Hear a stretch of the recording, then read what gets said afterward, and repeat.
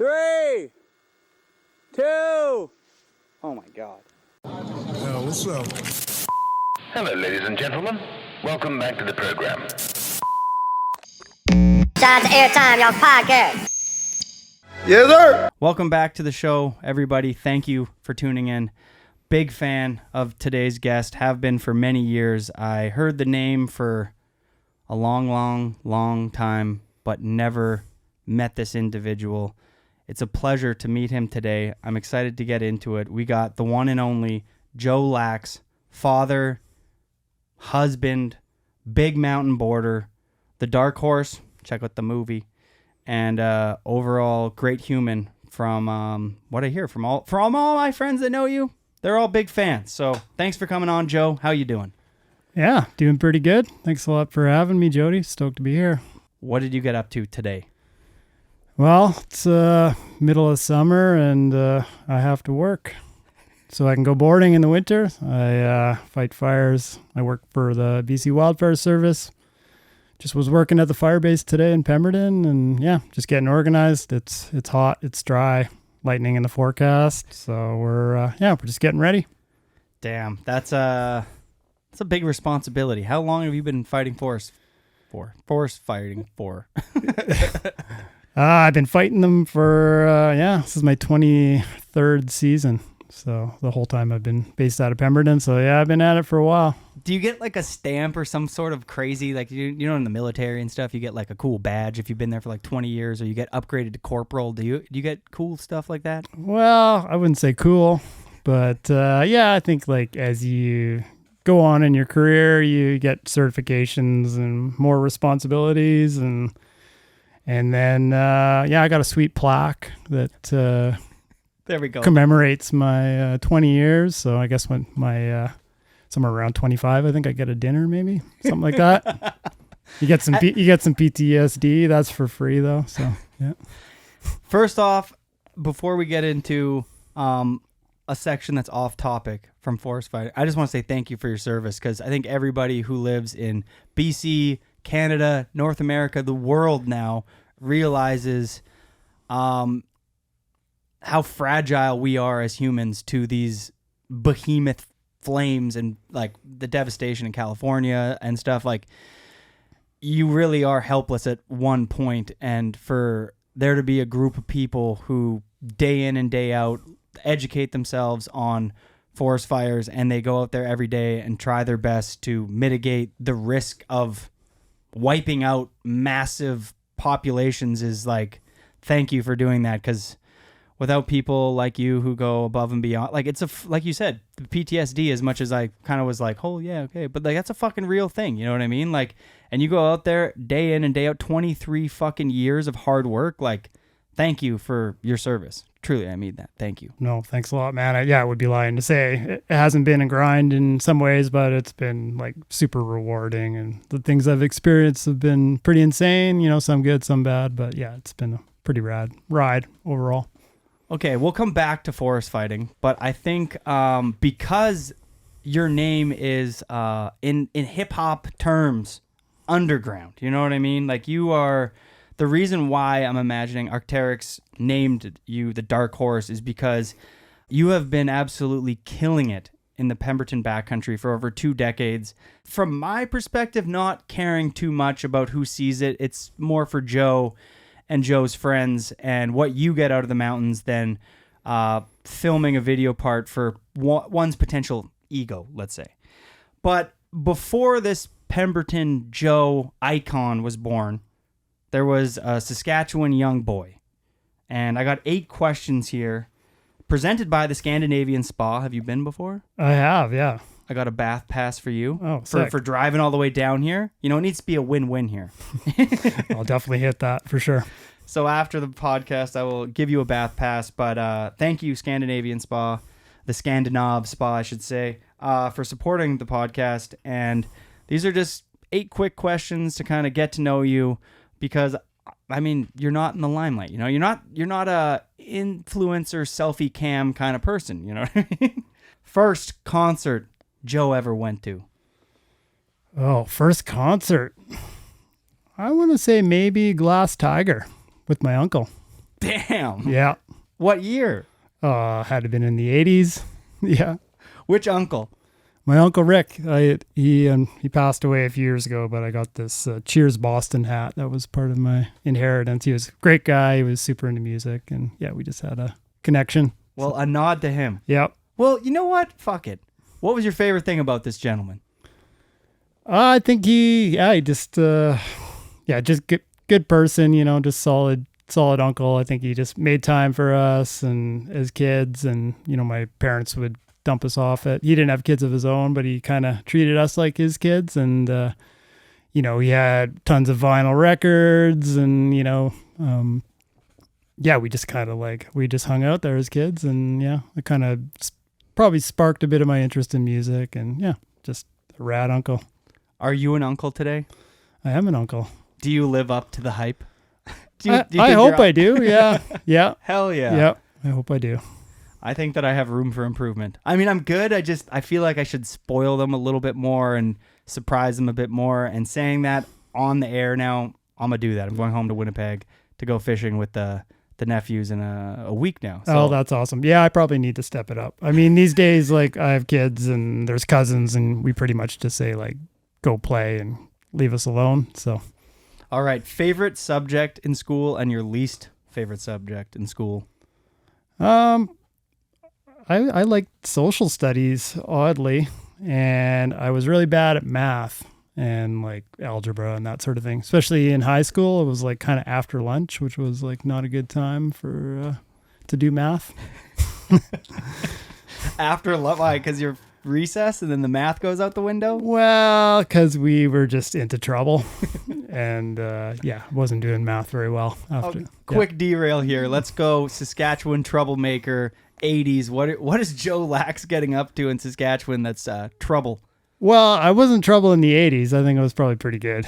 It's just as once we launched into the 90s and being a teenager, just all the classic things, small town and what, egging people's cars? Well, definitely egging cars. But I wasn't the smartest, but I wasn't the dumbest, and I was pretty good at not getting caught too often. But here's to the middle ground. Yeah, cheers, brother. For sure. Yeah. Childhood hero. I was into baseball when I was 12, 13 years old, and the Oakland A's were kind of a big deal at that point. I remember Jose Canseco. He was kind of a cool dude. I think he got into steroids with the whole Bash Brothers, Mark McGuire. So their fame kind of got tainted, but at the time I was this guy's cool. You like the movie The Sandlot? I don't think I've seen that. What? I guess it's probably just after. When were you born? 78. Fucking legend. 88, brother. 10 years apart. Okay. All right. What job did you think you were going to be doing when you were a young kid? Well, I grew up on a farm, so I probably thought I was going to be a farmer. And I was kind of told by my dad to not be a farmer. No way. We'll maybe pry into that a little bit later. First job, working on the farm? Yeah, working on the farm. Yep, for sure. And probably first job away from working for my dad was working on another farm, basically. Yeah. What are some day-to-day activities you be doing on the farm? I mean, bales. We hayed a lot of our acreage, so yeah, chucking bales, feeding cows, feeding chickens, mowing the lawn, manual labor. Yeah. My grandma had a farm. We have a small, I would say it's more of a hobby farm. You know what I mean? We had 2 horses. We have 1 now. But my mom, until she was 70 years old, could throw fucking hay bales over her shoulder. Yeah. Yeah. I mean, for sure, I was lifting things that were as heavy as me. And, my dad was a bit of an animal too. My mom's pretty small too, you know what I mean? But holy shit, that woman was the real deal. First car. I had a Chevy Malibu. I think it was an 80. I don't think it was 81 or 82, and it was a 3-speed.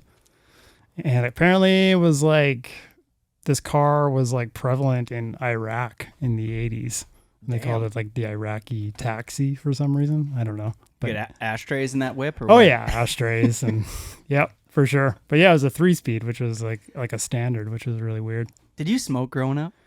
No, not really. I mean, I definitely had a dart here and there. I think I was kind of knew that maybe that wasn't a good thing to do. Damn, that's good. I feel like my whole like town of 800 Oakbank, like everyone was. Yeah, hacking darts. everybody was kind of hacking darts, but I think it kind of clued in. My parents were pretty like anti-smoking, so Good call. That was It's kind of the boom. Like that generation was like the first time where people were like, "Nah, there's this is a bad idea." Yeah, for sure. Yeah, so I picked up on that, which is good. All right, e-break here. Back to snowboarding. First snowboard movie that you watched? I mean, it probably was like one of the standard films. I want to say TB5 in that era. I don't know for sure if it was TB5, but that was like definitely the one that was kind of like memorable that still sticks with me. Did you watch that when you were living in Saskatchewan? No. I mean, I probably got bits and pieces of snowboarding, but I didn't really like look at it on a level like, oh, this is this movie and these are these riders. But snowboarding was kind of not really a thing for me. It was emerging in my 15, 16, that era. But yeah, I wouldn't say I was into it. When was your first time boarding? And did you board first in Saskatchewan?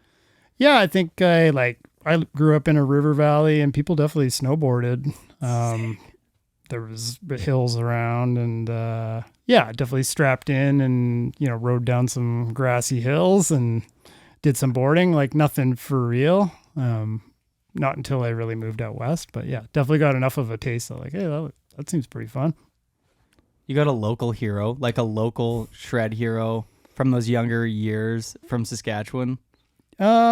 Yeah, well, I remember there was I want the name. You know what I mean? I've definitely had some buddies that were like, they were just like insane athletes and they were even kind of younger than me. My buddy Dylan Johns, he was, he'd built like jumps out of hay bales and was doing backflips and, kind of doing that stuff. And I don't know. I remember thinking like, oh, wow, this is pretty sweet. But yeah, there was some other dudes that were into it, but I don't think I was really like following along enough to know whether they were like good or not. Yeah, my buddy Josh Foggs had the hay bale jump. Yeah. Farmer too. Yeah. Stuck like a big pole in it, and like that's like a bunch of homies filmed like a bunch of clips on that thing getting pulled by like I was gonna say a horse, but that's a lie. Probably a snowmobile or a tractor or something like that. I forget how they got speed. Yeah, no, I definitely remember like hitting some of these jumps and just taking some like hard slams on like the hardest rock hard like concrete snow. So I don't even know if they had a landing or not. Probably not. Were you riding like black snows? What were the decks back then? Yeah, those things were around for sure. But I mean, they were starting to get better, mid 90s. Like there was Burton, whatever they were in that era. And I think my first board was like, that was like truly, my board was like a GNU, like Pharaoh. I think I still have it actually. And yeah. To me, people getting inspired to move to the mountains in this day and age makes sense. You have social media.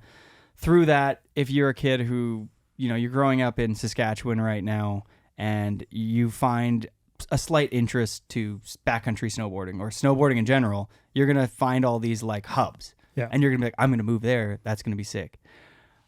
Me and you, before that time, there was no social media. The internet was barely like a thing. And even for me, it was like kind of crazy to move out west. But your generation, where did you get this inspiration or what sparked your interest to be like, I'm going to move to Pemberton, BC? Yeah, I mean, my first stop was actually like Lake Louise.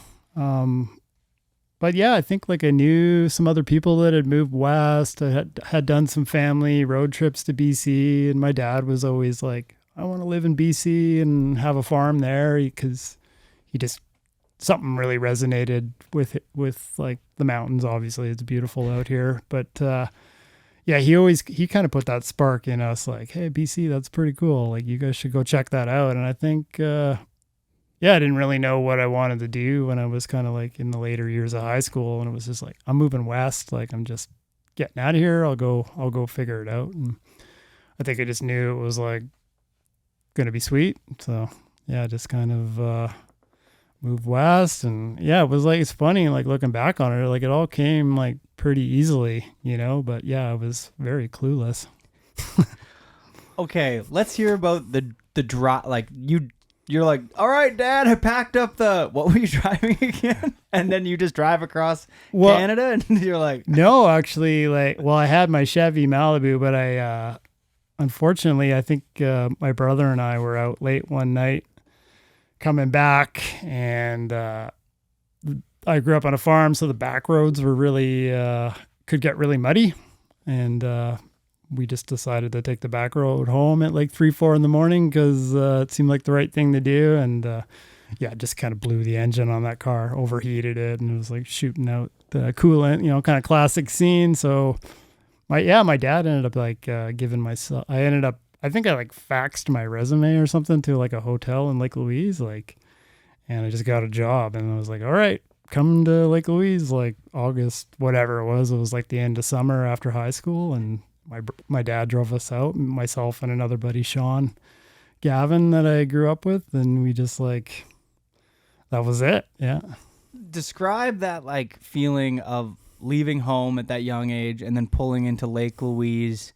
And I think that it's important to like to stress to the audience that's listening right now, because we have a pretty diverse age group. I'm imagining that like you pull up into those towns back then, you're going to like a phone. You're like, oh yeah, I got to go to that pay phone and throw a quarter in and make like a call. Like you didn't have a fucking iPhone to just direct you to your fucking hotel and then order food when you get there off your phone. Like you have to figure everything out you pull out a fucking map.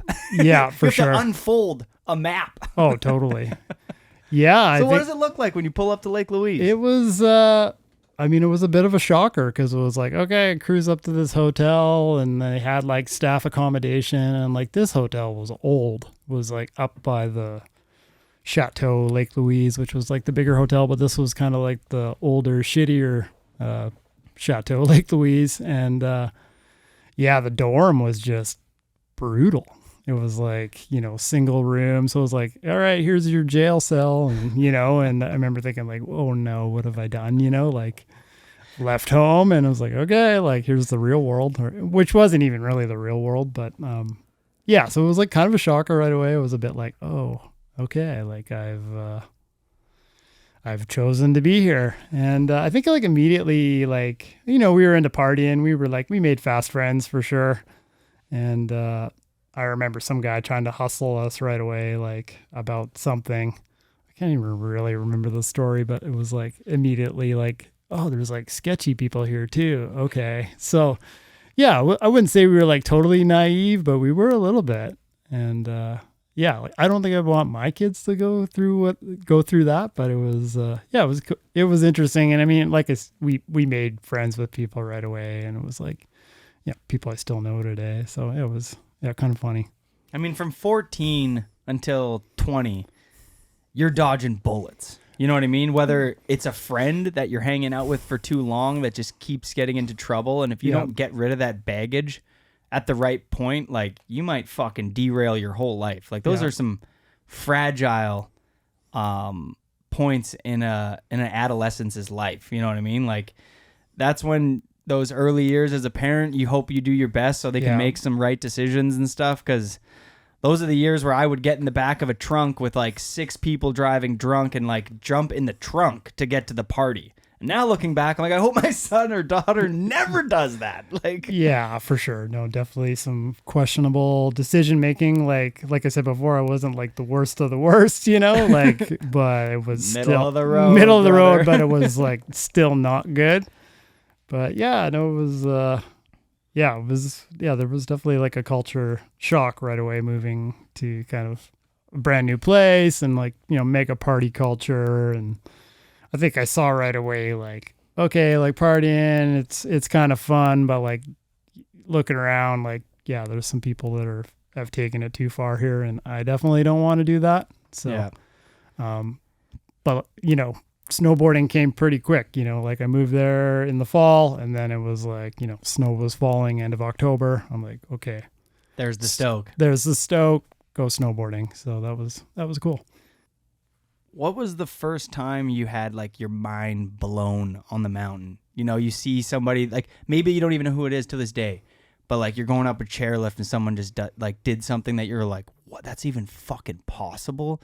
Like we immediately got into it. Like the learning curve was just like all of a sudden we were everywhere, like we took our beats and then we were just like, okay, now we're boarders, riding powder, like eating shit right and left. And that's like, okay, now we know how to ride powder, and we just go everywhere because we were just like young and up for it, and there was dudes around. Like it was kind of like end of the like Team Core kind of snowboard era, which was like the kind of Lake Louise crew.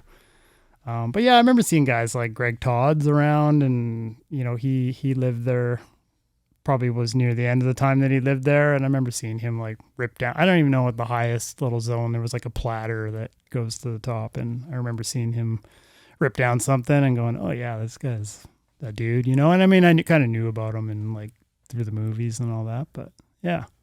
I mean, those first couple years at a hill when you're new and frothy, the shit that you get yourself into looking back, you're like, I should have never been up there. Like, oh, I know, it's pretty funny. And then just like the people that would like drag you along too, they're just like, oh yeah, you're up for it. And you're just like, I guess I'm up for it. But like, yeah, we took a beating, but like I even seen, I don't know, like my kids, like snowboarding with them now, I'm like, yeah, they took some beatings as they like learned to snowboard, but I'm like, nothing like what I went through. I don't know if it's like the newer snowboards are easier to ride or what, but yeah, I just remember like, yeah, Tommy and down stuff right and left. Yeah. Yeah, I always loved like the first year for me, we got here, we're a bunch of kids from Winnipeg, and there's the people who moved there the year before. They're like, we moved here in 05. And you're like, I moved here in 06. And to those people, you're like, they have so much wisdom. Right. But really, looking back, they didn't fucking know anything. I'm following that guy like he's a fucking Green Beret and has been in the fucking trenches for 2 decades. Yeah. But he's been on, like, but he has no clue what he's doing. He's like, I got a beacon, probe, shovel, the whole crew, we're good. And we're like, right. Now you're like, whoa, one of us had those tools and nobody else did? That actually doesn't help anybody. For sure. And yeah, and we were kind of like figuring out there was like powder outside of the boundary, and like we figured that out pretty quick, and luckily we weren't too dumb, but we were still dumb. Well, Joe Lax, the name, people aren't going like, Joe, fuck, he loved lip slides on kink rails. Was there a time where you fucked with the rails and the park scene?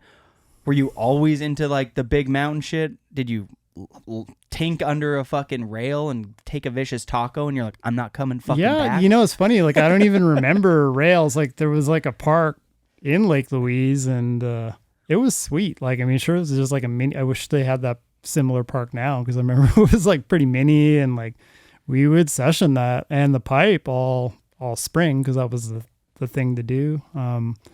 Yeah, I wouldn't say, yeah, I definitely didn't get like too deep into freestyle. Definitely like tried and, again, didn't really do any like rail slides, because I don't think there even was rails to slide.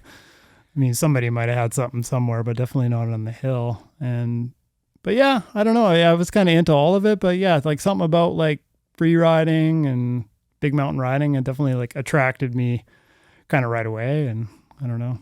Yeah, there was some influences around, and yeah, it just was like, okay, like riding powder, that's sweet.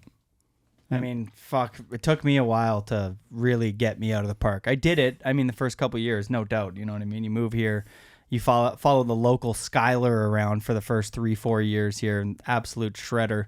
His dad's like a part of the Whistler Blackcomb search and rescue. Yeah.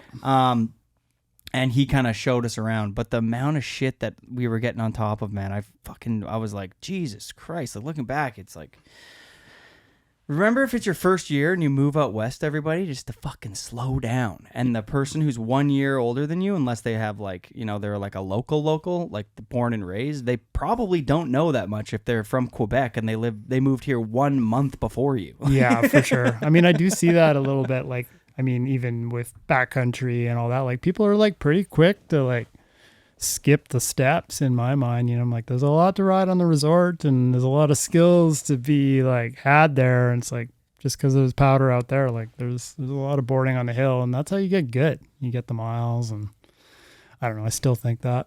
I mean, I feel that for myself. I'm like, this is where I want to be riding. I'm going to ride all early season, and yeah, get my legs and shred. But yeah, I see people trying to skip steps, and I mean, whatever, do what you want, but. So once you got out of that shitty 1-bedroom jail apartment at Staffacom vibes, that was an absolute probably misery to be in. Why did you pivot over to Whistler and the Pemberton area? Yeah, I mean, I think there was like, I mean, as I kind of like spent time in Lake Louise and met more people, there was like a bit of a migration west. A lot of the like snowboarders of that era were like, oh, Whistler, like that's the place to go. You know, there was lots going on. There was like snowboarding in the summer. Like in those days, like you could go shredding in July. You know, they had the camps and stuff, but it was also open to the public like pretty late.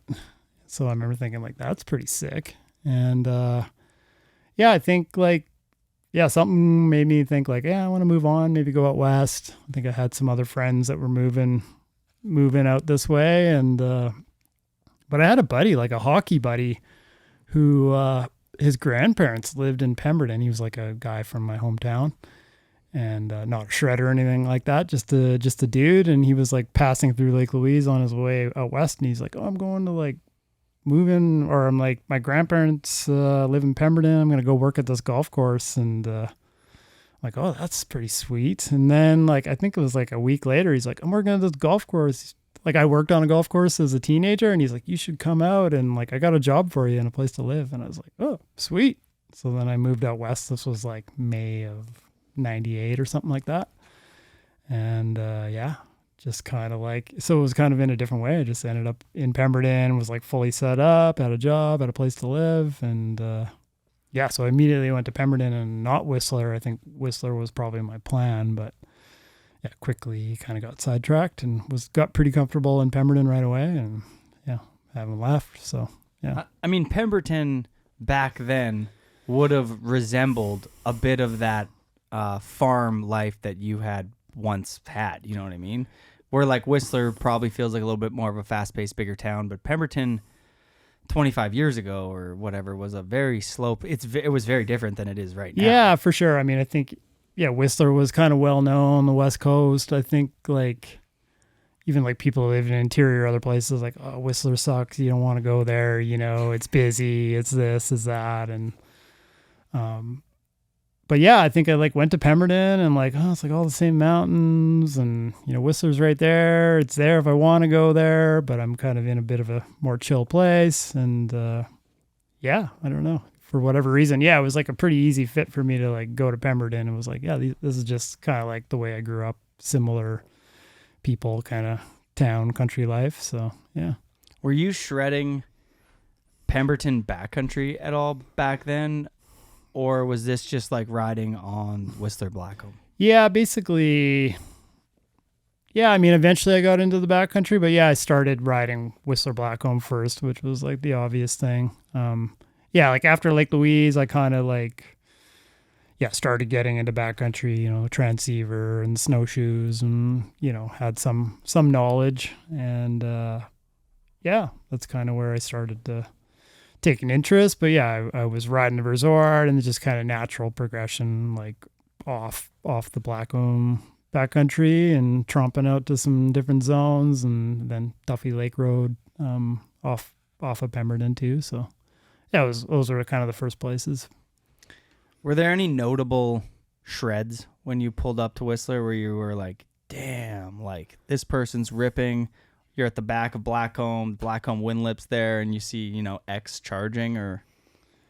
I don't know. Like, I'm sure they were there, but maybe I just wasn't really like paying attention too much. I mean, there definitely were some names, and a lot of the like big mountain riders that had been in Lake Louise but had moved to Whistler, guys like, Greg Todds had moved out to Whistler, and like Scott Newsom was here, Taylor Piercy, like that kind of crew. And then they all just were like, okay, we're done with Whistler, we're moving to Revelstoke. So they were part of that kind of like OG, like Revy scene, but they put their time here in Whistler. And I remember kind of like here, I had met Scott Newsom, and he was like, telling me all about the backcountry and like the heli drops around here. And I was just like, holy shit, that's cool. And, but yeah, as far as like dudes on the mountain, eventually, there was shredders all over, but there was a lot of like skier types that, were kind of an influence too, it was kind of that era, big mountain skiing. And yeah, I was just down to go shred with whoever was kind of like wanted to get after it in the mountains or like chase lines on the resort too. So yeah, so I kind of by the time I got here, I was like, okay, I'm into free riding, and that's kind of my thing. Yeah. Maybe take us through like your first backcountry experience. I feel like most people remember that pretty vividly. What did that look like? Well, that's funny actually. Like looking back on it, like I would have done some like, I guess what you would call sort of side country in Lake Louise, like something that was like off the side of the run, and then it cuts back to the run. But then I remember we rented a bunch of gear, me and these two other skiers, and we went to this like back bowl somewhere in behind Lake Louise. And I had these like insanely like stupid kind of snowshoes. Like looking back, they were like I don't know, something like a trapper would use. Oh, nice. Should be on a wall in a cottage. Yeah, it should be on the wall in a cottage. But anyways, and these guys were skinning out there, and we went with this kind of like OG skier dude who was like a chef at this place that I worked. And and he like fully, I don't know if we were, he like got caught in an avalanche like right away and like lost a ski. And so it was like pretty crazy. I think that might have been like probably one of my first real kind of backcountry trips. And luckily I think he like lost his ski and like skied out of it or whatever. But we would, like myself personally, I don't think I would have been able to do anything that would have been able to save anyone in that moment. Old school peeps like really didn't have much of a clue how to use it. Not in the way I should have. So I feel like because there's so much naiveness to like those people who first go into the backcountry their first year, even if they see an avalanche or are in a really bad situation their first or second year, sometimes they think that that's almost like par for the course and their friend's just fine. And they're like, whoa, that was crazy. Like, glad you're okay. But they don't realize that like they just dodged a huge bullet. Looking back, did you give that the respect it deserved in the sense of like, holy fuck, like did it hold some weight to you and you're like, we can't let that happen again? Or do you remember kind of being like loose and being like, whoa, that was kind of crazy, let's go back out tomorrow and shred the other face? Yeah, I think that moment definitely hit for sure. For me, it was kind of like, oh, that was really dumb and I don't know what I'm doing here. I think it was kind of like relying on the person I was with to kind of like, yeah, he knows what's up, but I think I took it pretty seriously after that for sure. Yeah, that's a big one for beginners and not even beginners. You know what? Like all the way to experts. Like you go out with somebody who's been in the mountains longer than you, or you go to a zone that somebody else has ridden more than you, and you kind of delegate them this like expert halo. Like, this person rides here all the time, therefore I'm safe, therefore I'm going to take my foot off the gas of worry and let them do all that, and then I'm just going to focus on shredding because, I'm in the Pemberton backcountry, therefore Joe has to bear all the responsibility of everything that's going on, which is a horrible way to navigate through the mountains. Like, all the way from the youngest person to the oldest fucking super pro on the fucking crew, everyone can make mistakes. And so I look at Brock Crouch and John Jackson got in a really bad incident a while back. And Brock was just out there just being like, I'm with John. So John's trying to fucking film you know what I mean? Yeah. Like, you can't just delegate somebody this like, oh, I'm in the mountains, like they're going to look after my shit. And Rasman had a crazy accident a couple years ago with Kai Peterson and Callum Pettit. He just went into their zone, into the Pemberton backcountry, and I think he kind of like was like, oh, like Kai's ridden this line before, therefore like I can kind of just open up on it or whatever. And he didn't take the time to give that line the respect it deserved based on the fact that he was with somebody who had already ridden that line and he was with that individual. Yeah, I think for surely that happens. And I think it was like lucky early on to like align with a friend group and people that like were like-minded, and you just build those friendships, and it's like, okay, I think I realized like the people you go out with is everything, right? And still is that way. So I think I figured that out pretty quick. Yeah, well said. The people that you go out with they're everything, because they're your lifeline. They're the people you have to have fucking lunch with. If a belt blows on your sled and you have to pull out the fucking sled until 2 p.m. Yeah. or 2 a.m. or whatever, for like sure. they are everything. And so what are some qualities you look for in a well-rounded crew? Well, I like a small crew. I don't like big crews.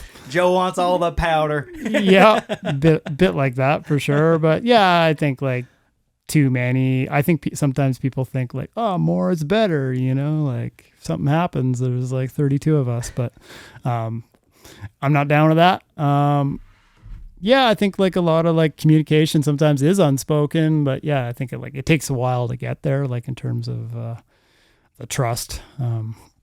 But yeah, building trust and attitude. I mean, that's everything, right? Like you're just out there to have a good time, and like, sure, ego, like that comes into it, and like timing, and sometimes you have to kind of like, if you have a goal, like sometimes you got to make a call whether to drop in or not. And I think it's just like, just being on the same page with people, and it's not always easy, but like I think I've been lucky over time to kind of like build those friend networks, and I still meet new people too that I go riding with, and it's still fun that way, right? So you mentioned there drop in or not, which implies that there's either you have to like listen to your gut or be willing to set aside the mission for like, maybe you're getting a bad feeling or something. Are you good at being like, this was the objective of the day, but now that I'm about to drop in, can you pull yourself off of those situations, or do you get married to them, and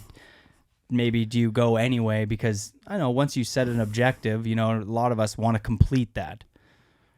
Yeah, no, that would be ultimately like a bad way to roll, to have that mentality like, oh, I'm here, I'm just going to drop in. Yeah, certainly if you got some red flags, like, you knock a cornice off or knock a slab, something that's telling you like, hey, this isn't the day. It's like getting hot. It's cold. It's, something, wind, instability. Sometimes, you're like going in the dark and it's sunrise and you're on top of the line and it looks perfect. And hopefully like the decisions you've made to get to that point is like going to allow you to drop in, but maybe not. So, and then sometimes it's just like a mental thing. You're just like, I'm going to mind fuck. Like, I'm not up for this, or I am up for this. I just need to kind of like do it. Because the best feeling in the world is you're teetering on the do it or don't do it. You know what I mean? You're like, don't do it, do it, do it. Like, and you're trying to remember all, especially for someone like yourself who's riding very technical, large lines that have multiple crucial points of entry or exits that you have to hit, markers that like, if you don't go left, by the time that the shadowy knows, you got to go left or you're going to fucking fly off a 300-foot cliff. You know what I mean? Like that feeling of like that ball teetering, and then you just go, no, I got this. Yeah. Like, describe the feeling you get when you're up there, and you do your best to describe what that feels like when you commit and you drop in. Like, what's going through your head in those last seconds before you're like, I'm in this line? I think you just kind of clear. I mean, for me, I try to clear my mind in that moment. Like, I've kind of committed to dropping in. I'm not like, oh, what if, like, what, it's, I think I'm just trying to like clear the mind and just be like focused on that one moment. And, I mean, that's what makes it so special, I think, is that you're just present in that moment. I think like, yeah, you're kind of chasing that feeling, even though maybe you're kind of like scared of that feeling because it's like, oh, like I'm dropping in this thing, it's gnarly, and you're kind of wondering, but then like you're kind of craving it too in a weird way. Have you ever dropped into a line and maybe be honest that when you dropped in, you're like, fuck, I don't fully remember the whole line? I think maybe in the past I was maybe a bit more comfortable winging it, and like definitely now, no. You know, like I want to know, I'm obsessing, I'm like looking at photos, I'm kind of like, you know, if we're filming or something and we're in cell range, you know, the drone's going up and, you know, getting us that extra beta to try to have success, right? Like, especially if you're trying to film something, you know, and flow it. And I mean, for me, like, yeah, you can wing it. Like, it just depends what you're trying to do. Like, I think ultimately that feeling for me of like cruising into something with confidence and flow, like that's what I want to do. So if I'm kind of like rolling into something where I'm like, oh, I don't know where I am, and then I kind of stop, and then my slep's going by, and then I'm like, well, that's bigger than I thought. Like, it's like, that's not really fun to me. I'd rather just be like, okay, know where I am. I'm dropping in. I'm going with speed. And this feeling feels good. I'm going to whip out the bottom and I'm stoked. But yeah, for sure. Like I can billy goat with the best of them. Like I'll find my way down, you know, like if there is a way down, you know, I mean, do that all over the resort, like places like that. Like, yeah. I feel like if you're dropping in with that, what if, like, oh no, like, am I on my line? What if this goes wrong? If you have that like gut instinct of hesitation, don't go. Because my favorite time is knowing that I'm about to push myself and I'm like, let's fucking do this. Yeah. Like, that's when you are going to ride it good. It's going to look good. It's going to be a shot. It's like, you want to be dropping into something like, there's not a fucking chance I'm going to fuck this up. Like, for me, not being a big mountain rider, when I'm dropping in, I'm like, I fucking got this. This is going to be sick as fuck. If you drop in and you're like, I don't know if I got it. I don't know. It looks in the footage. You can see that motherfucker riding into that thing like he don't know if he got it. Oh, for sure. Even if you land it, it shows in the footage that there's like this like hesitation in the riders. Like you can see it. And watching 2 hours of your footage in the last 8 hours, I'm seeing that on so many lines where, man, these are massive lines. Like for those who don't know the name, Joe Lax, multiple videos on, check out his Whiskey Tahoe Instagram for easy digestion, but Arcteryx, you made other films with Pemberton locals, but like these are big mountain lines that I don't think a lot of people realize the access there is to big mountains in the Pemberton backcountry, and don't go and stay away from there because it's actually go to Whistler and go sledding. Yeah. We can blow at those trolls that hang out there. Yeah. But there's trolls and we'll break your legs. Yeah. But like you're riding like big fucking shit that if you don't know, you shouldn't fucking go. And I'm imagining that the hesitation, unless you know 100%, has changed drastically since being a father. I don't know that it's changed. Hell yeah, I love the honesty. Yeah, like I think like you're not going out there to kill yourself. I definitely wasn't doing that before, you know, so it requires some calculation for sure. I mean, yeah, I feel like if there's something I want to commit to and like a line I want to ride, like I'm committing to learning it and so I can ride it the way I want. And I think I've like maybe always been that way. But yeah, I don't know. I wouldn't say I was like loose previous to kids. I mean, some people might argue that I am or was, but I don't think so. Lots of people who can't wrap their head around that type of risk haven't ever been near it before. And people who are taking the risks that you're taking, Jeremy Jones, Xavier, like Big Mountain, Manuel Diaz, like Jeremy's a great example of somebody who's riding very, very technical stuff, but he's not doing it without doing his homework. You know what I mean? Yeah. And the reason why people like yourself and Jeremy are able to ride such technical lines is that at one point it was like, you just ride the chute. The next step was, okay, we're going to connect 2 dots. And then it went to 3, and then it went to 4, and then 4 again, and again, and then 5. And through so many years of being in the mountains, connecting so many dots has become muscle memory, and something that to others who are watching it are like, what are you doing? And to you, you're like, we did our homework. We're happy with the stability on this face. We're happy with what we were saying about the fucking crew.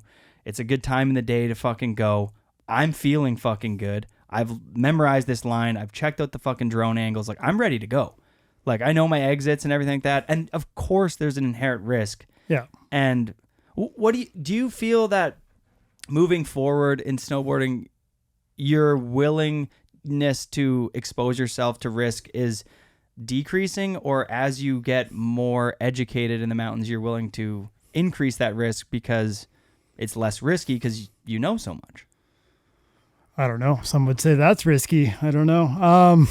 I mean, it's risky being risky, and that's the thing is, like, yeah. But you could do a front board. Yeah, on a like if you're flat box if you're and hit your thinking head. like, I mean, fuck, like if you're thinking, oh, I'm not being risky here because I know what's up. It's it's nature, right? And like, yeah, you got to stay humble. That's for sure. I wouldn't say anything can happen, and hopefully you've done your homework. But like, yeah, shit does happen, and yeah, you do everything you can to kind of just make sure you're dialed right, and do it for the right reasons. And like a lot of the stuff we ride, like if I want to like really shred, some of them lines I've like done before, and then I'm like, I want to go back when this thing is like has better light on it, or like the snow's better, and then I can really shred it. Like that's when the kind of like filming piece kind of comes into it. It's like, oh, I know this line, I can nail it. So let's talk about first descents. Do you have a tally of how many you've done? Is there like, because you've been out in a non-blown out zone, and Pemberton's a nice vague term for like just north of Whistler, you know what I mean? So we're not trying to blow out your zones, but like you have access to a lot of the best terrain in the world, and it's not as blown out. And so you and a special group of people have had this like access to these insanely untouched new mountains, and you being one of the pioneers in the Whistler backcountry. I mean, you got your Sheens and stuff like that, no doubt. Adventure Scope, those kind of films, Treetop. Like, there's definitely a group of people, Brian Savard, that were like charging and stuff and riding. There wasn't not a big group, but it seemed as if it dissipated at one point, and the Whistler backcountry really turned into a freestyle backcountry for a long time. Your Devons and Duffseys and Mikey Rences and stuff. And there you are in this massive honey hole with all the goods to your fucking self, just riding like multiple things that most likely nobody's ever ridden before. Do you have a tally? Have you ridden? Yeah, no, I definitely don't have a tally. I mean, there's like mountains that like, your classic first descent is like some guy that like, skied it in the 80s and like put a bunch of turns down it. But there's like, lines, that are off of different ridge lines, and whether you call those first descents or not, I guess they are. Oh yeah. But there's if I touched any type of zone that nobody else had touched, I'd be like, first descent. Yeah, for sure. And there's definitely a bunch of those. There's a few zones where, I'd say myself and others, whether, I went and then the next guy went, that would have been the first to kind of like drop into those areas, I guess. Yeah. But I wouldn't say I have a tally, but there's some memorable ones for sure. Is there one line that you rode, a first descent one, that challenged you in ways you didn't even imagine? You're like, holy fuck, I really want to tackle this, and for what reasons?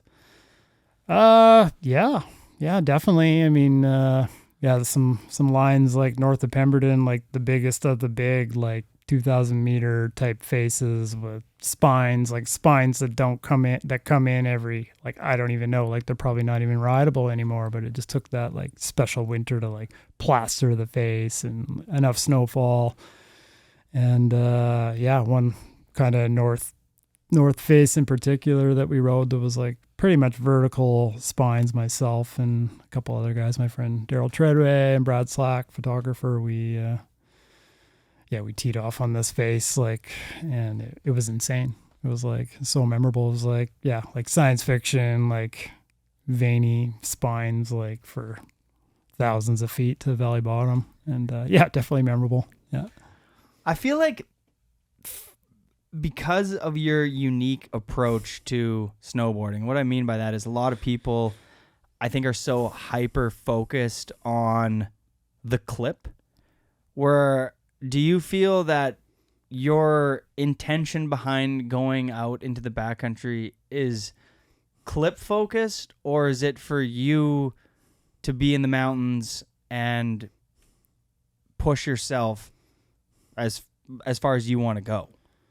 Or is there like because a lot of people, like, the world I'm wrapped up in with freestyle trick people, I feel like they go out and they do things to film a video part. Do you think that you're wrapped up in focusing on filming a video part, or would you be riding similar stuff with or without the camera? Yeah, I think 100%. I'd be riding the same stuff. I mean, I think the focus is to go snowboarding. I mean, that's what it was from the beginning. And yeah, chasing those lines in the backcountry. Like, I think, like you said, we kind of like stumbled upon a lot of rad shit and was like, oh, this is like the shit we see in the movies. And like, you guys have found some sick shit. We're fucking here and we're riding it. So, yeah, it was always just about like shredding, and then our appetite to go further and further kind of happened kind of naturally. And, yeah, like the filming stuff didn't really come till later. And, for me, yeah, it was always about snowboarding. Like, yeah, certainly if I'm going to like put the time in and film, yeah, I want it to be worthwhile. But I think I kind of make sure that we're setting ourselves up for success and going to the right places and trying to capture those moments and do justice, because it is hard to capture those moments. But it's, it's always was just about going shredding, and like even the filming, and even in now, it's like, okay, I want to have a crew that can hang. I don't want it to be about the filming. I want it to be about us shredding, and hopefully they get it, hopefully they capture it. And like, I care whether we capture it, but I care more about the line. Yeah, like accomplishing it. Yeah. Like doing it. Yeah, for sure. In short, what does it feel like to ride a line that you put so much effort into? Because these aren't, like you mentioned there, that some of these lines may never be rideable again. It was the right snow year, it was the perfect conditions, the right timing, the right time of day, the right crew, all the stars aligned, which I think lots of people overlook how that all has to happen. Yeah, for sure. In the backcountry for these type of lines to come together. Yeah. And yeah, that is, now that I'm saying that out loud, it's weird, because when you watch a part, those jumps kind of form all the time, but there's a reason why yourself and Jeremy and Travis have to do, and people who ride Big Mountain literally have to put so much time and energy into focusing on riding one line and being like, what kind of snow year are we having? Yeah. Is this teeing up so we can ride Gollum's fucking peak this year? And you're like, this might be Gollum's peak year, boys. And then you get that year, and you're like rewatching all your footage and seeing the peaks that you're hiking up to. I'm like in awe that those are, you're like, someone please ride down that big surfy S, down that big crazy fucking panel with snow fucking noses all going down. And it's like, it's fucking gorgeous up there. Yeah, for sure. I mean, I see stuff out there, like I'm attracted to more like free ride lines, but then I'm like, oh, that would be like a sick jump for somebody, and like somebody would be loving that, and look at that gap over the Natty thing. half pipe from across the ridge. Yeah, I mean, like, you definitely see a lot of that stuff. Of course, not gonna ever tell you where it is, but yeah, do some mind surfing for you guys on your behalf. Yep. One question I had for you is none other from a friend. We're gonna tee it up. Hey Joe, it's Nick Elliott here, your coworker at the Pemberton Fire Base. You didn't get sponsored till later in life, and now you're riding for some big brands, getting support, heli budgets. How did this come about, Did you always want to be sponsored, or did it just fall in your lap? Looking for some insight and how that all came about. Yeah, right on. Yeah, Nick Elliott, co-worker. I always look forward to bantering with Nick there at work. It's always pretty funny. He's got a good, like, dry sense of humor, and we have some good discussions. So it's pretty rad. Good dude, awesome shredder, good firefighter. So cool to hear a question from him. Yeah, I guess how did he frame that about like getting support later on in my old age for snowboarding? Yeah, I don't know. Like, I think I just assumed it wasn't a thing, you know. It was kind of like out of reach to be a sponsored snowboarder or like professional or whatever you want to call it. Yeah, I think like I did see other friends, like a lot of big mountain skiers kind of getting like hooked up in the 2000s, people that I knew that were like competing in big mountain type competitions, and they were sponsored. So I was like, oh, we're kind of doing the same stuff. Like snowboarding there wasn't really as much of that, like definitely in that era, kind of the 2000s era. Yeah, like I think it kind of just came to me really. Like my first, I guess, real couple sponsors, I had like Vocal skis made snowboards in Europe, and like I had a friend that was like a ski rep, and he's like, oh, you got to ride these like Vocal snowboards, and I'm like, oh, okay, I'll try them out. And I think I was like basically like 30, 31 at that point.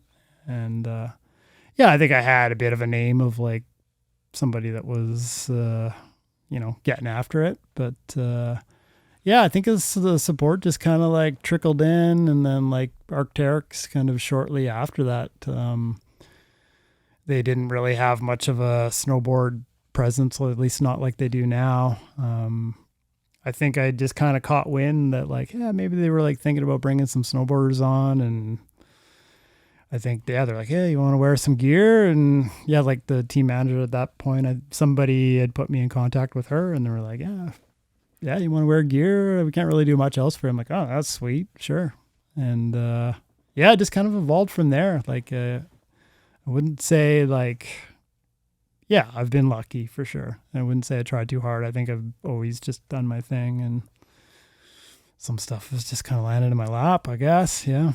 I mean, and then like, yeah, linking with Jones, I guess almost 10 years ago now too. Like, it was, yeah, just so rad. Like, Jeremy Jones, who owns that company, and yeah, just to kind of be recognized to ride for them has been amazing. So yeah, just kind of, honestly, it just sort of came.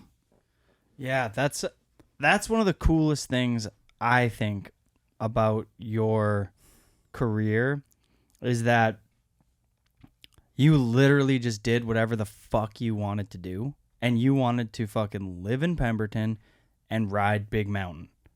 It seemed like one of the most like organic ways of sponsorship ever. Like, you were just out in Pemberton. To those that don't know, it's a little bit more of like a remote zone, doing your fucking thing, and people kind of came knocking on your fucking door, and we're like, which kudos to every fucking brand that decided to do that for you, or has ever decided to do that for anyone, because in this day and age where everybody is waving their own fucking flag and being like, check me out, it's so refreshing.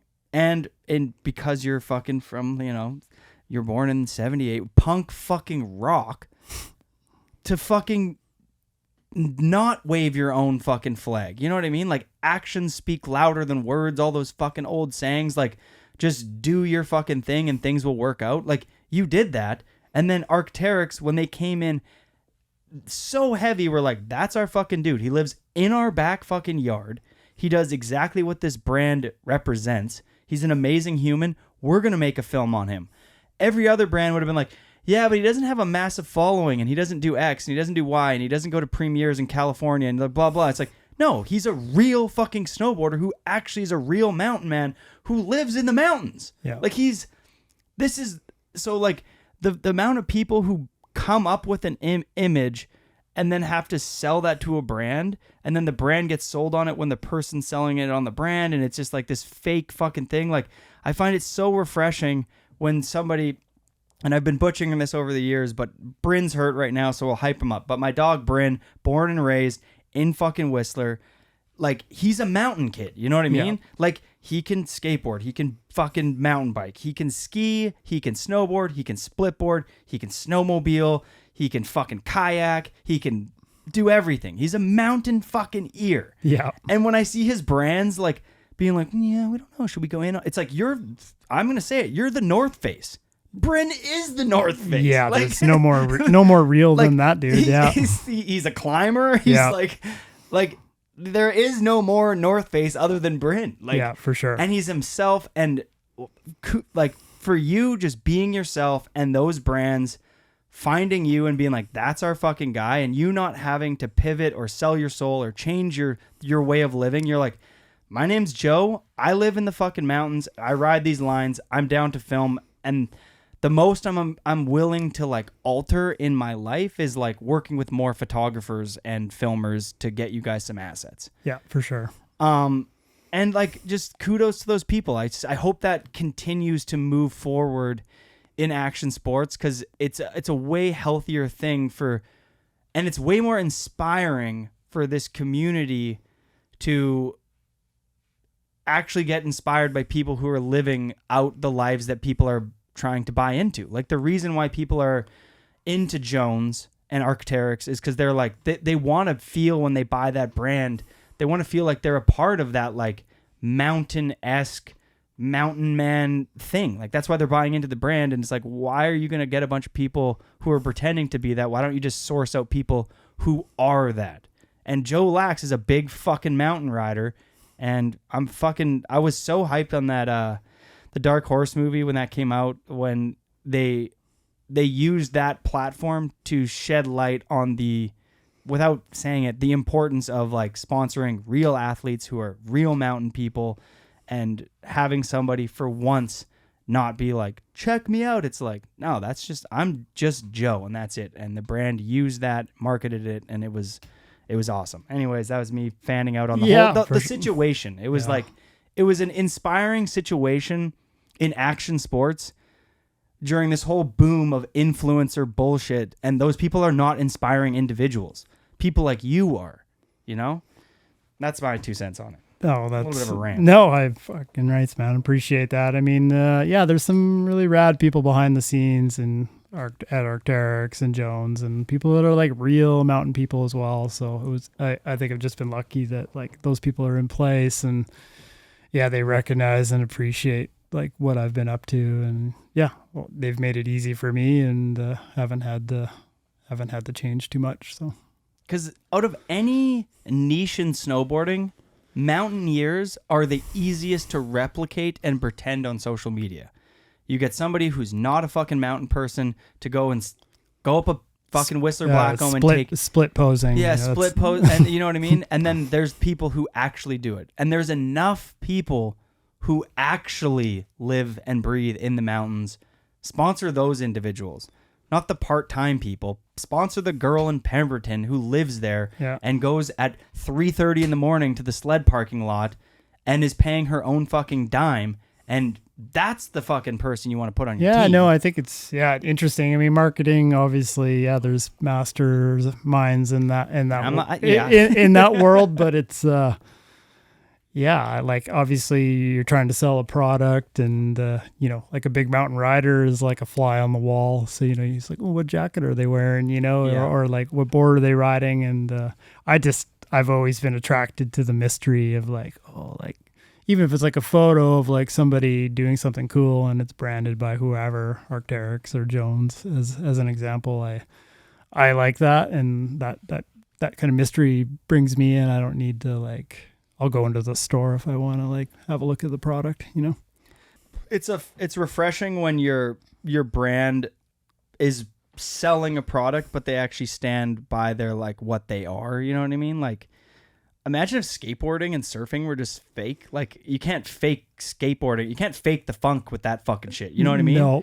Like, you're either ripping on a fucking surfboard or you're not, and you're not involved in the community. You either can rip a bowl and do a frontside flip down a double set, or you can't, and you're not a fucking, like, snowboarders and skiers, like, in particular, there's just like there's so much phoniness in like especially these new brands that are popping up overnight. Like anybody can stamp their logo on a goggle or anything now because that's the way the world's working these days. And those brands are so uninspiring to me because they stand by nothing.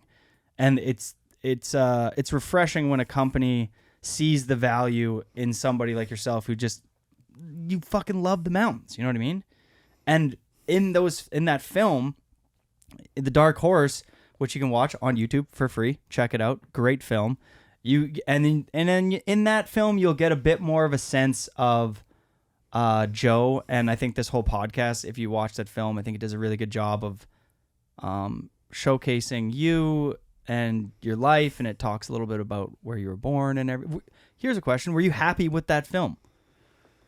Do you think it represents Joe well? Yeah, I think it does. Like the boys, like Real Water, Brian and Cam, they sick dudes. I think they did a really good job. Like they had a vision for that film, and there was some pieces of it, like some flashbacks to like childhood and stuff, and they like really curated a story, which I think kind of like made sense. Probably a little bit. I was like, ooh, like going a little deep there, but like, I think they did a really good job, and those guys are like true artists, and they made a good film in my mind, and it like tells a story. Like, when they pitched it, I'm like, I don't know what your story's about. Like, I don't really like, but they're like, we got something here. So, do you find anything in snowboarding kind of like when you're out there with your homies, loverins of the world, and you're with your fucking crew, you know what I mean?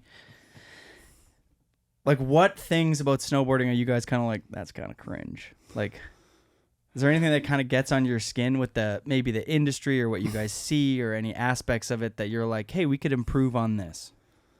Oh, yeah. I mean, we're like probably constantly ranting about this, that, and the other thing, but like, usually just good vibes is the primary focus when we're out there. But I think any type of posing gets called out pretty quickly, right? I don't know. Yeah, I mean, well said. But not harsh on anyone. Oh, I'm hard. It's my I'll be the harsher. Yeah, okay. Because we grew up.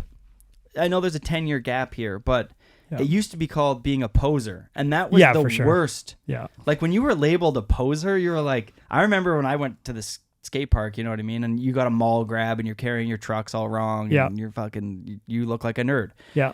And the greatest feeling in the world was showing up to that skate park every single day until one day it's like, you're not a poser. You're in the club. And that stamp of belonging to a community through showing up is a great stamp. You know what I mean? And you can't just become a part of our community because you share a post or have a big following. You have to show up continually.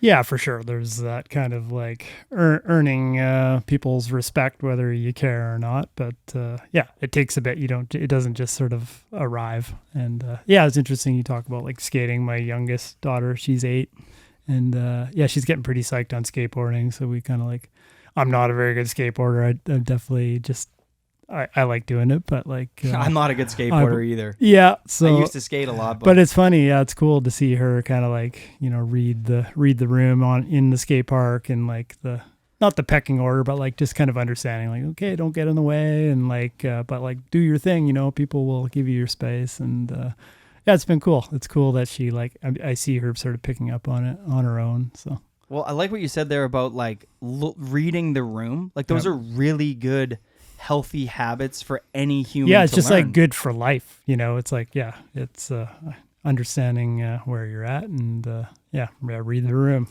I mean, reading, like, let's say we show up to this imaginary Pemberton lot. Yeah. Like, there's a way to kook out and a way not to kook out. You know what I mean? For sure. And doing things like skateboarding and surfing, I'm going to keep using those analogies, but like you go into a lineup, there's a way to like be a kook, and then there's a way not to be. And that is like, there's a little bit more of a gray room in snowboarding where people are like it's more acceptable to kook out, but it's kind of not when you're in the backcountry because it gets really dangerous.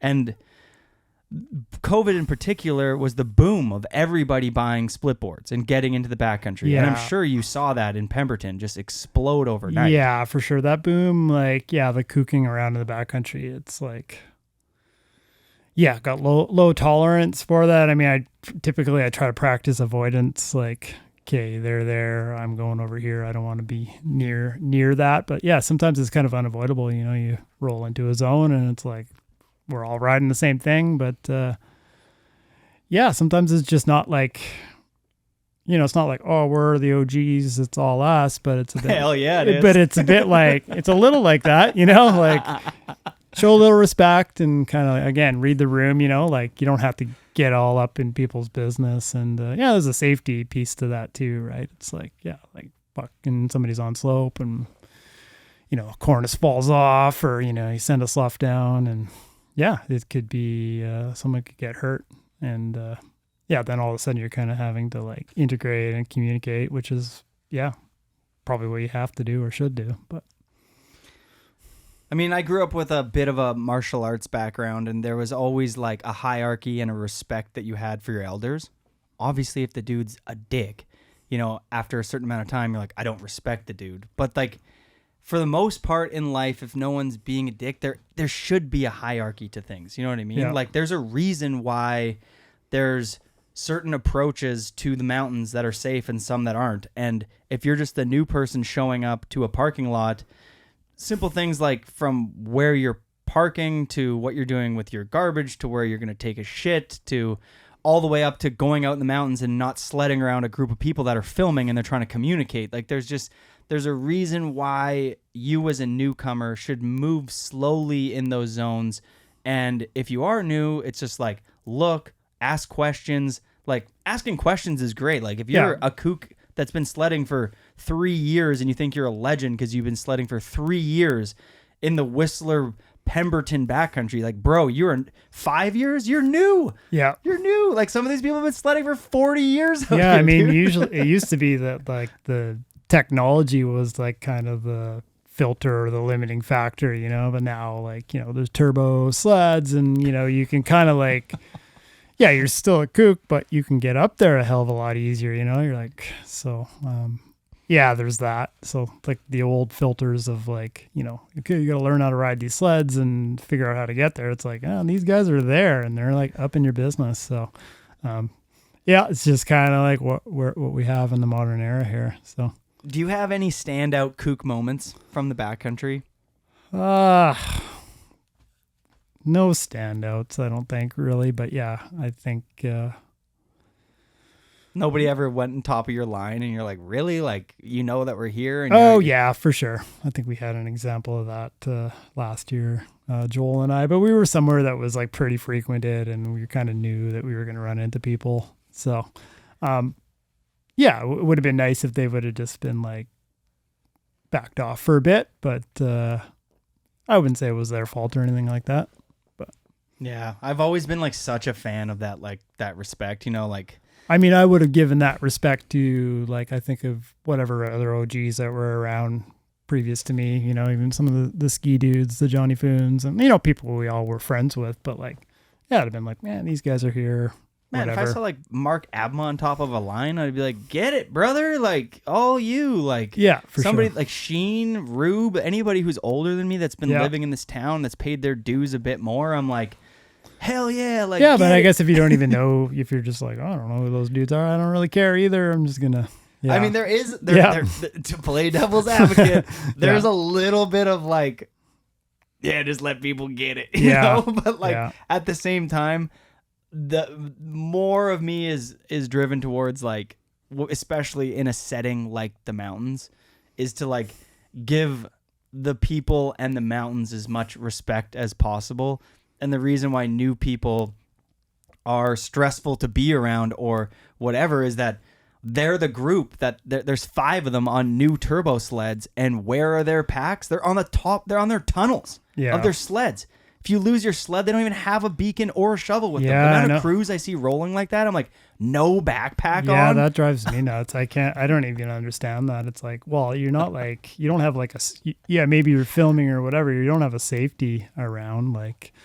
But yeah, I think like, yeah, people get up where you're riding and then they're like, oh, they're riding that. You know, it's a bit of like, oh, what's down over there? It's a bit of like the ski hill mentality that kind of trickles into the backcountry. So that is a little bit annoying, but it's how people figure stuff out. So it just is what it is, right? We call it the snow bike syndrome. It's oh yeah, not friends all- don't let friends snow bike. That's a bit of a rule. Listen, I kind of think that snow bikes are kind of sick. There's like, I didn't at all. And then last year I saw some guy kind of just getting it and he wasn't annoying me. And I was like, yeah. But the thing is, whenever I've been filming, there's like 5 of us filming, trying to communicate, shuttling, like in the middle of an intense session. Like if a snow biker sees you from a kilometer away, you just hear it like, I fucking and hate they get them. louder and louder. And then they just come right to your landing and they're like, what up? And you're like, dude, you just almost traversed our landing. Yeah. We couldn't hear anything on the radio for the last 5 minutes. Yeah, I'm sure those things are. We just lost our window. Yeah, I'm sure those things are fun. Like for sure they are, but I fucking hate them. Yeah. Nice, Joe. Yeah. What else do you hate? Oh, I got a long list here. Yeah. Yeah. But we won't get you in too much trouble. Okay. Because one more, like, to drive this point home about a group of people that don't know what they're doing. Me, Chris Rasman, Callum Pettit, and Sean Pettit. And it was Sheen, actually. And we were filming, and we did our first run in Switzerland, and it was sick. And we were like, yeah. And we got to the bottom of this thing, and this face had slid. And it looked to be a group of probably 5 or 6 digging, looking for somebody. And we're going up the chairlift. We're like, the heart sank, and you're like, oh, fuck, this is a real situation. We try to get back to them, but we're new to the resort. We can't find our way down because we're with a group of fairly experienced people, especially Sheen. Anyways, we got back to the chairlift, and we see the incident, and there's probably 40 people there now. And it's chaos. And you're like, oh, fucking no. There's too many cooks in the kitchen. Now you probably have a bunch of people that don't know what they're doing. Sure enough, that night we hear there was a fatality. Probably half those people didn't have beacons on and didn't or whatever. And it's like you were saying about, like, I don't want a huge crew. You know what I mean? Yeah. I like traveling in a small crew that I can fucking trust and say awesome jokes with. Yeah, exactly. That's what it's all about, for sure. 100% here. All right. Well, another big aspect of your life here is firefighting. And we have another question from none other than one of my favorite snowboarders ever, who only does street, but he said he wants to get into the big mountains now because of you, from our dog, Nick Elliott. You've been fighting wildfire since the early 1900s. I just want to hear a story back when things were maybe a little more loose or cowboy than what they are now. Anyways, have fun. Can't wait to listen. Nick, trying to get me in trouble. It was never loose or cowboy. No. Correct answer. Yeah. Yeah, I'd say the modern firefighter has to play by a lot more rules than maybe we did in the past, I guess. There's a lot of protocols. I mean, those protocols are there for a reason. And, yeah, sometimes you struggle with them because they can be limiting, but they're ultimately going to keep you safer when you're fighting fire. But I'd say maybe in the past we did, a lot of what happens is the trees burn out and they become danger trees. And we have a whole process where we assess the trees for stability. So if you go into a fire, trees just start toppling over. And that's other than being in the line of fire of actual fire, that's the biggest hazard is a tree falling on you. And Has that happened? Is that a thing? Yeah, unfortunately it has. There was a fatality 2 summers ago in Revelstoke, so we have lost firefighters that way. Oh my God. And yeah, definitely rest in peace. And no jokes, but yeah, I think in the past we were a little quick to get in on fires without following the protocols. So I mean, the damage of these fires can get fucking wild. Do you ever feel like you have there's something blocking you from doing more, whether that's government or provincial policies, and you're like, yo, we just need to do this, but you have to talk to a third party or a department? Are there any things that limit your ability to mitigate and manage fires really well? I mean, there's always like, it's like working for a government agency. There's all those little things behind the scenes. But I think like at the end of the day, the firefighters that are out there and the people that are running the fires are like doing everything they can to kind of like limit damage. And sometimes it's just inevitable, a fire's gunning down on a community, and it's Mother Nature. It's like holding back an avalanche or a tidal wave or something like that. It's just you're just trying to limit the damage, and people, property, and critical infrastructure. Those are our priorities in those moments. And yeah, in the past we used to do like way more backcountry fires, like probably the fires that Nick was alluding to. Just fire in the back of the middle of nowhere, just you and your crew and a helicopter, and it was burning forest, but it wasn't like bearing down on a town, which is like a little bit more commonplace in the last 10 years. So it was probably a bit more fun. So that was maybe where the kind of like cowboy aspect was. Whereas now it's a little bit more of a serious game, or it can be, Yeah. Would you consider the risk of backcountry snowboarding and fighting fires pretty similar? Yeah, I think there's definitely like parallels for sure. I mean, I think like the two have kind of, there's always been a bit of an alignment for me, like especially the fires that happen up in the mountains. It's like, okay, like where do I want to be? And like, what are the hazards? And like, if something falls or rolls down the hill, like where do I want to be standing? Like, what's the fall line? Well, the rock's going to go there. It's going to roll down this channel, or the tree's going to, where is it burned? It's probably going to go that way. Of course, there's always variables. Wind can push a tree. It's not always absolute, but, there's just like neat little parallels of how to kind of mitigate hazard, and it's such a like solutions game. And that was always just the same with snowboarding, is like kind of attracted to that. It's like, that's not possible. It's like, well, actually it's possible if you break it down, like, can we even get up there? It's like, yeah, we can, like go look. And I always find that in firefighting, like maybe it's just like the crusty old firefighter in me, like where somebody's like, we can't do that. It's like, well, did you go? Did you try? Did you look? I'm seeing maybe there's a way. Like sometimes there just is no way, and you go there, and like in terms of like a slope or something, it was just like, that's just too gnarly. We can't go in there. But it's like, well, maybe there's like a little something that can get you in there, right? So I like that game of like finding solutions. It's cool. When you get a notification where it says to evacuate, is that like, if they make that call, is that like a get the fuck out? You know what I mean? Or is that, do you feel like, is that concrete? Because I know that there's people where there's been like an evacuation. They've set that in place, like you need to evacuate, and people are like, I'm not leaving.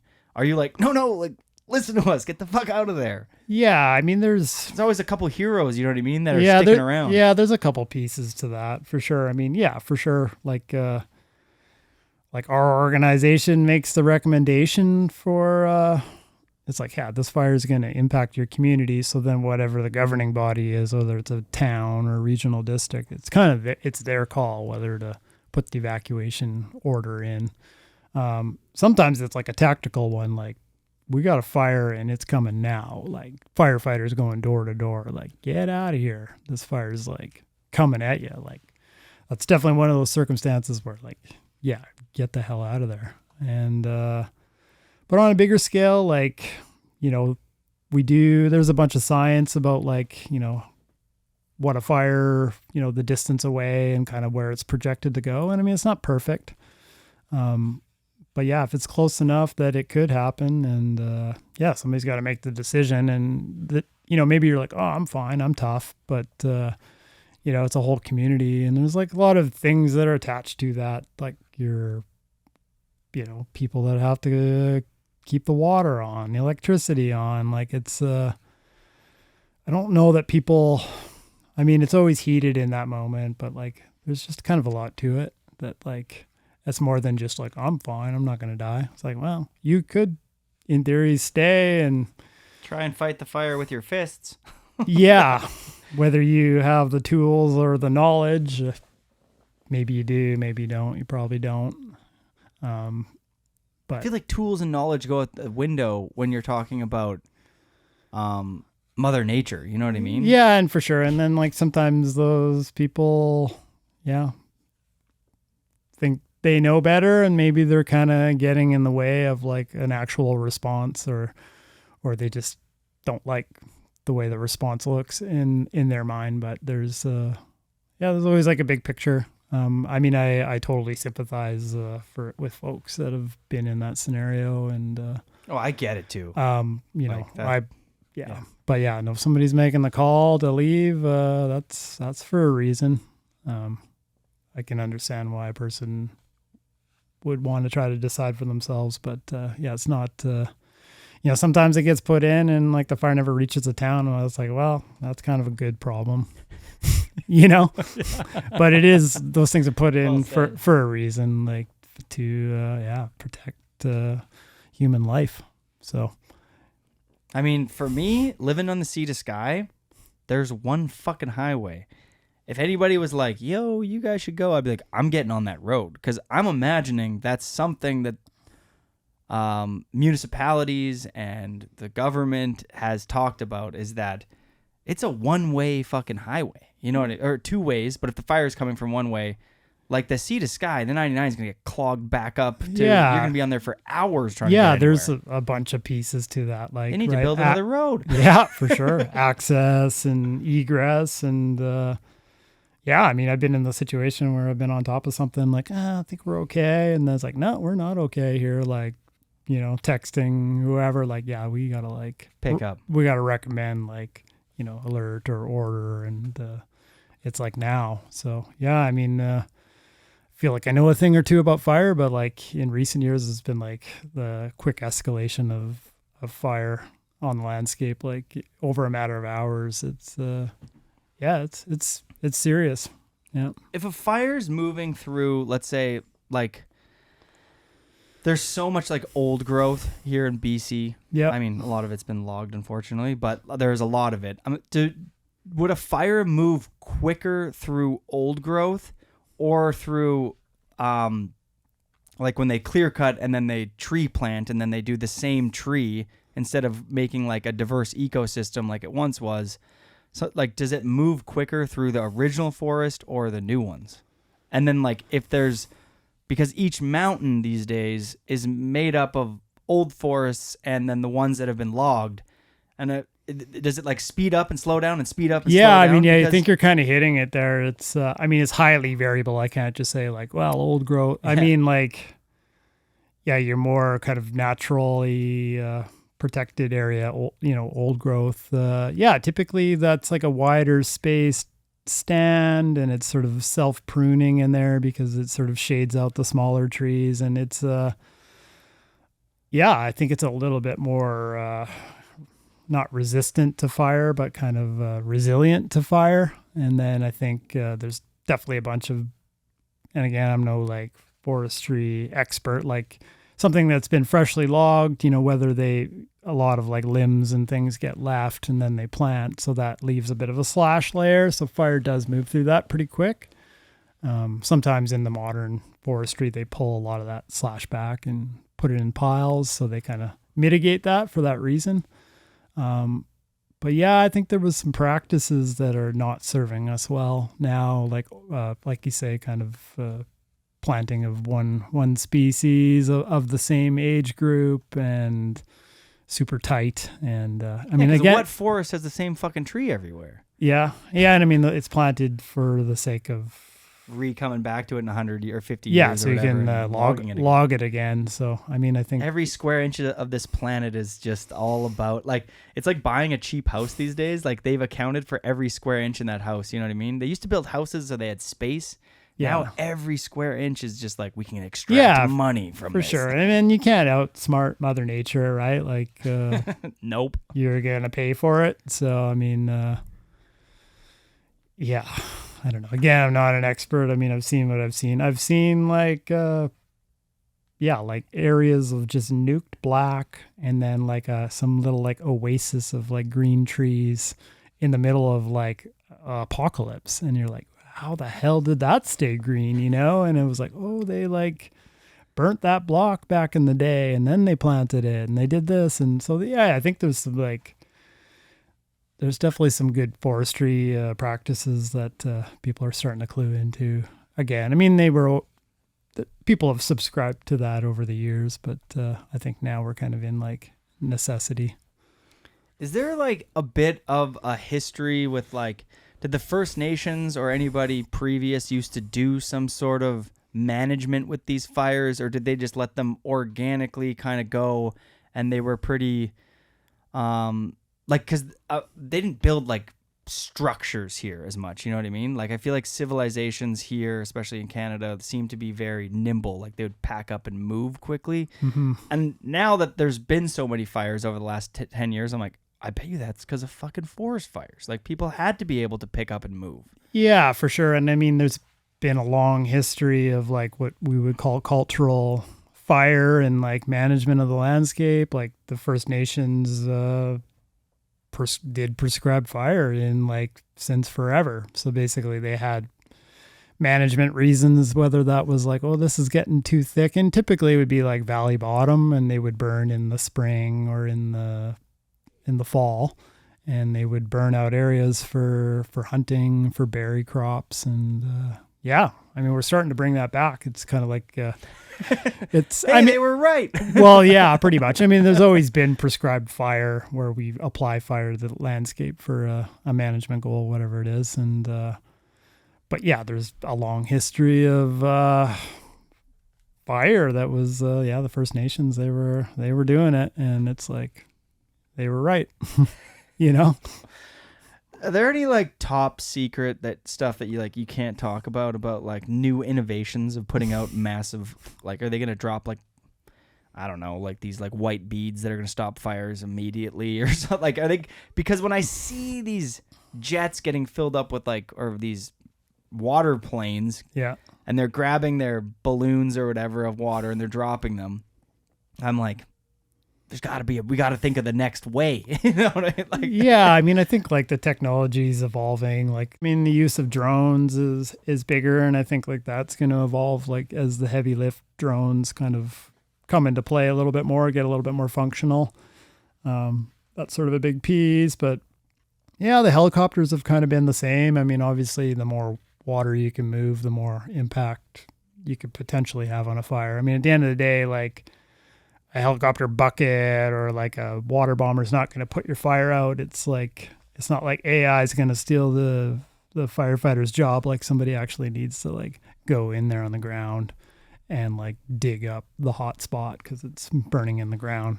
It's sometimes you can wash a fire off a cliff or whatever, but it really takes a person to go in there physically to go put it out. So it's yeah, when you have 1 million hectares on fire in northern BC and everybody's like, why are you just putting it out? You're like, well, the perimeter of that is like BC to the East Coast. No fire agency in the world would ever have that amount of manpower. So yeah, I think there's a lot of like things with fire where it's management, and it's not just suppression, and not all fire is bad either, right? It's naturally occurring, and it happened in nature for a reason. And, historically there was a bit more what we would call a mosaic on the landscape. You get a fire here. And I think the fact that we've excluded fire for the last 100+ years, it just means when we get them, they're bigger versus in the past where you'd have more small fires. So the fire would burn into the smaller fire, and, just a bit more of like change on the landscape and not just like a full kind of carpet to burn. How stressful is it when shit hits the fan? Like, I'm imagining if you've moved your way up to probably somebody who's been digging all the way down to now you're probably maybe on a phone or moving around a little bit more. Yeah, I guess like in recent years I was doing like an operations chief on a incident management team. So we'd kind of like travel around the province or even Canada too, and kind of go to which would usually be the biggest, baddest fires, like type 1 fires, the ones that are like barreling down on a town or like. Type 1, it's the opposite of the avalanche tears. Oh, okay. Yeah. So it's basically Just just class 1, I should say. yeah.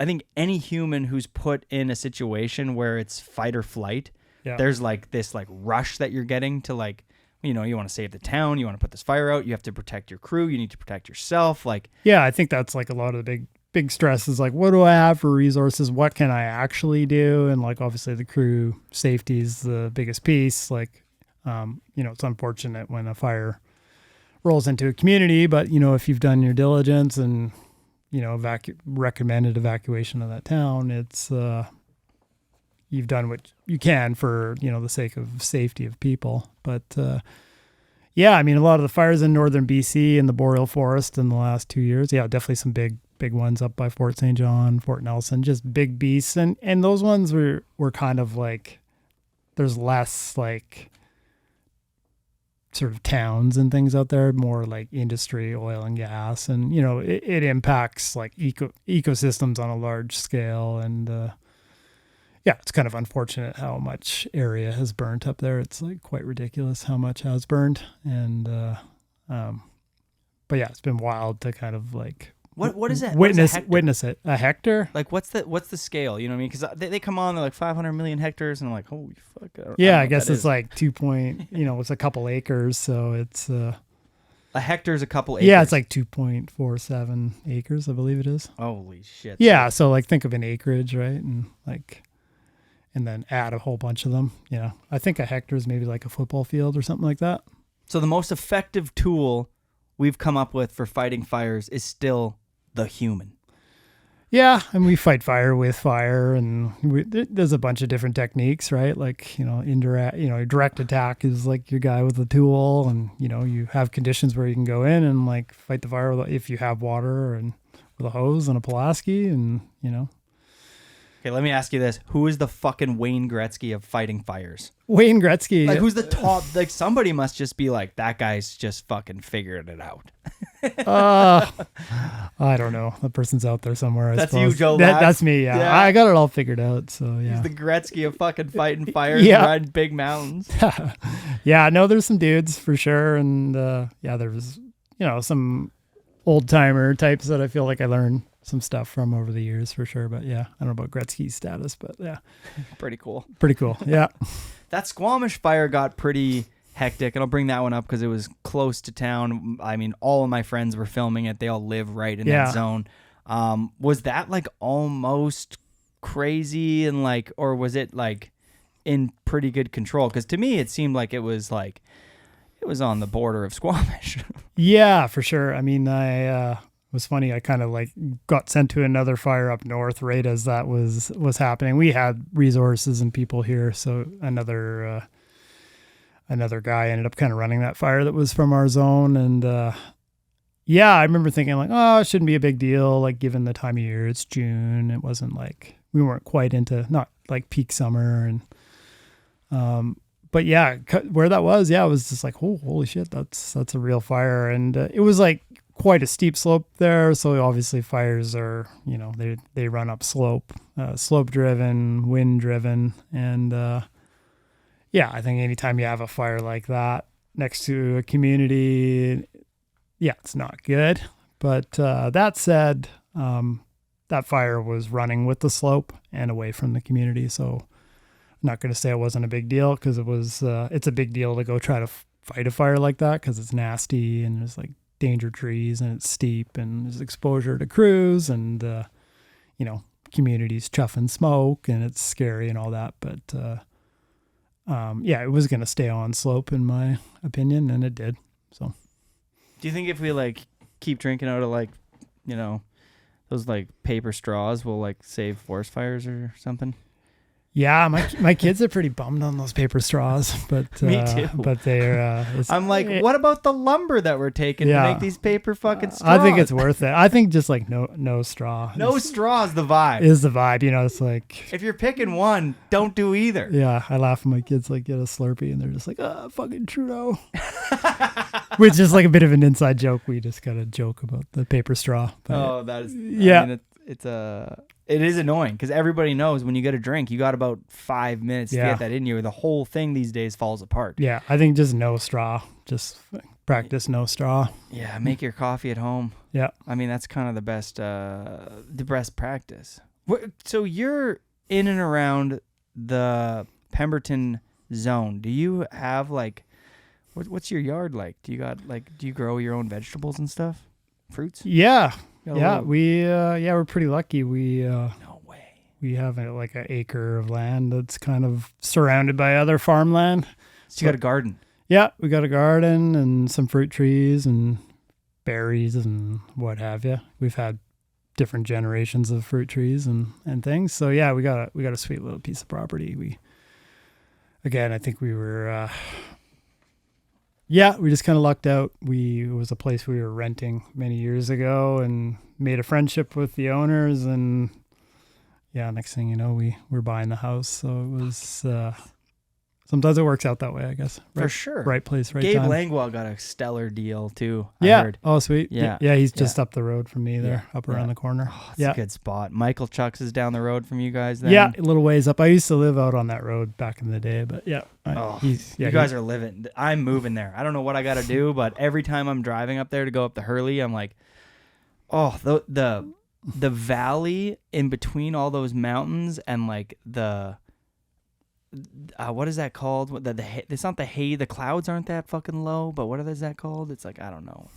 Just clouds? Oh, just like an inversion or something. Yeah, I don't know. There's always like clouds that are like on the fucking ground. Oh, just like kind it's of like a misty, hazy clouds in the morning that are like right on the fucking surface level, and you're like, you can see the mountain peaks, but you can't really see in front of you. Yeah. And you're like, come on. It's like that zone in particular is one of the most gorgeous 5-minute drives. You know that one long section before you go to the Hurley? Yeah.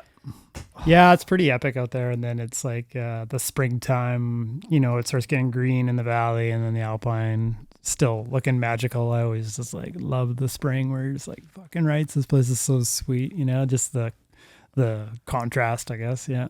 Yeah, it is truly living the dream. Yeah. Do you yourself have one of those like sprinkler setups on your roof? Are you, I feel like a lot of people at Anderson, Gun Lake, they've been, they're trying to like fireproof their cottages and stuff or homes or whatever. Yeah. And they've been using the sprinkler setup on top. And I'm like, seems like a big investment. You know what I mean? Like, does it work? Is there any proven track record? Yeah, I mean, the sprink? Yeah, the sprinklers definitely. It's a decent setup. Work for sure. I mean, Nice.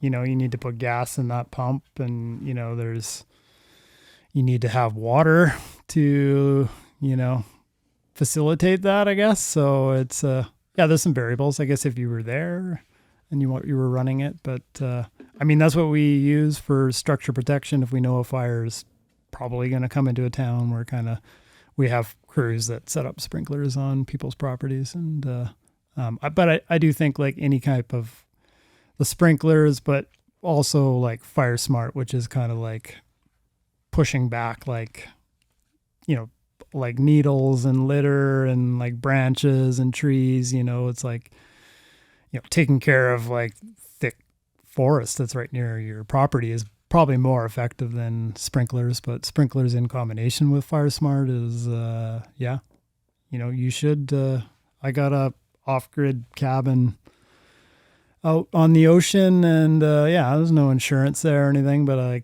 definitely, I've spent a lot of time fire smarting it to, Mitigate your risk. mitigate the risk, right? It's all about mitigating the risk. Yeah, that's right. It's not going to eliminate. so much you it's can not, do. yeah, it's not going to eliminate the risk, but if you've done everything in your power, and there's plenty of resources out there to kind of tell you what you should do. So, little plug for Fire Smart.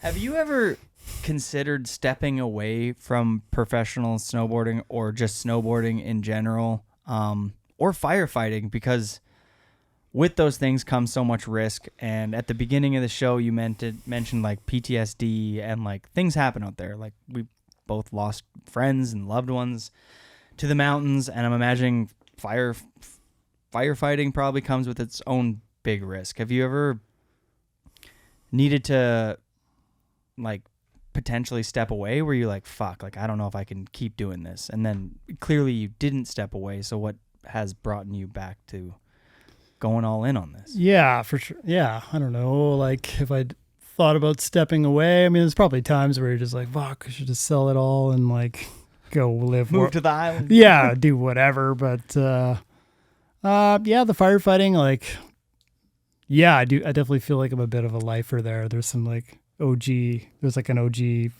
First Nations fire crew in Pemberton, and worked with a bunch of, some of those guys have moved on off the crew now, but they were like the lifers, you know, they'd been there forever. So I do kind of feel like I am that a little bit.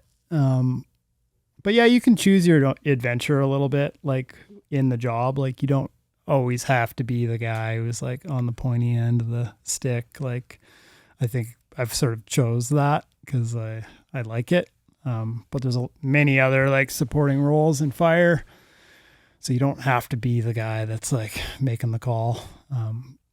Yeah, I think there's been times where I'm like, who would ever sign up for this? This is insane. Like, yeah. And like, we kind of laugh about it. It's almost like, you know, at the end of the day with other like coworkers, like we're just like completely in the shit. Like, who would ever do this? This is insane. But then you're kind of like, well, it's us. Like, so let's step up. But, yeah, no, I don't think I've ever, not in any real way, been like, I'm going to step away. And like, you know, there's opportunities I still work seasonally for fire. I've kind of reached the highest kind of rank I can hit and still be seasonal. And that's by design, because I want to break. I don't want to think about fire in the winter. Obviously I want to go snowboarding, but there are opportunities to kind of like stay in the fire world. It's more like planning and stuff through the winter, but like, I'm like, I don't want to do that.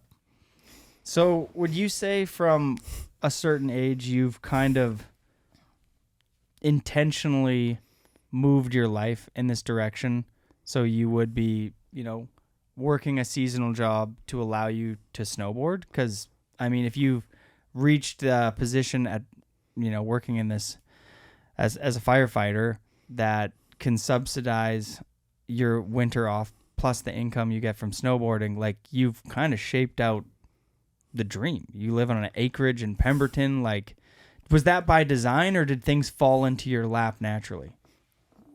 Yeah, again, a bit of both. Like for sure things fell into my lap naturally, like a lot of luck, I would think, you know, with certain opportunities. But yeah, no, that was... You got to capitalize on luck though. Yeah, you know definitely. I mean? Yeah, I mean, you got to recognize it, right? And kind of like... Seize that opportunity. Seize the opportunity. But yeah, for sure. Like I think I rolled into firefighting. I'm like I kind of learned about the job. I'm like, that seems pretty sweet. And you guys just like work all summer and, you know, you basically have to kind of like give up your summer to, you know, maybe have a whole winter off. And, you know, I was like, that sounds pretty good because I'm pretty into snowboarding. So I want to do that. And then, yeah, then the job was, you know, rewarding too. So it kind of was like, I'm stoked on this job. Like I still want to go to work every day. And like the people for the most part are like pretty rad. You work with some good people and, yeah. And it's kind of, I think like more than anything, yeah, like that job has allowed me to have, yeah, kind of build the life that I've had, you know, the snowboarding thing, like, yeah, professional. Yeah. I've got more support than I'm stoked on the support I have, but I don't know if I'd call myself a professional snowboarder. Like firefighting is like what pays the bills, and not to say I'm not getting more support than I'm doing great as far as what I'm getting from like the snow industry for sure. But yeah, firefighting is like what's paying the bills 100%. You were specific with firefighting and never wanting to step away from that, but the snowboarding you do comes at such a risk. Was there ever a point where you were like, I could take a break from this year?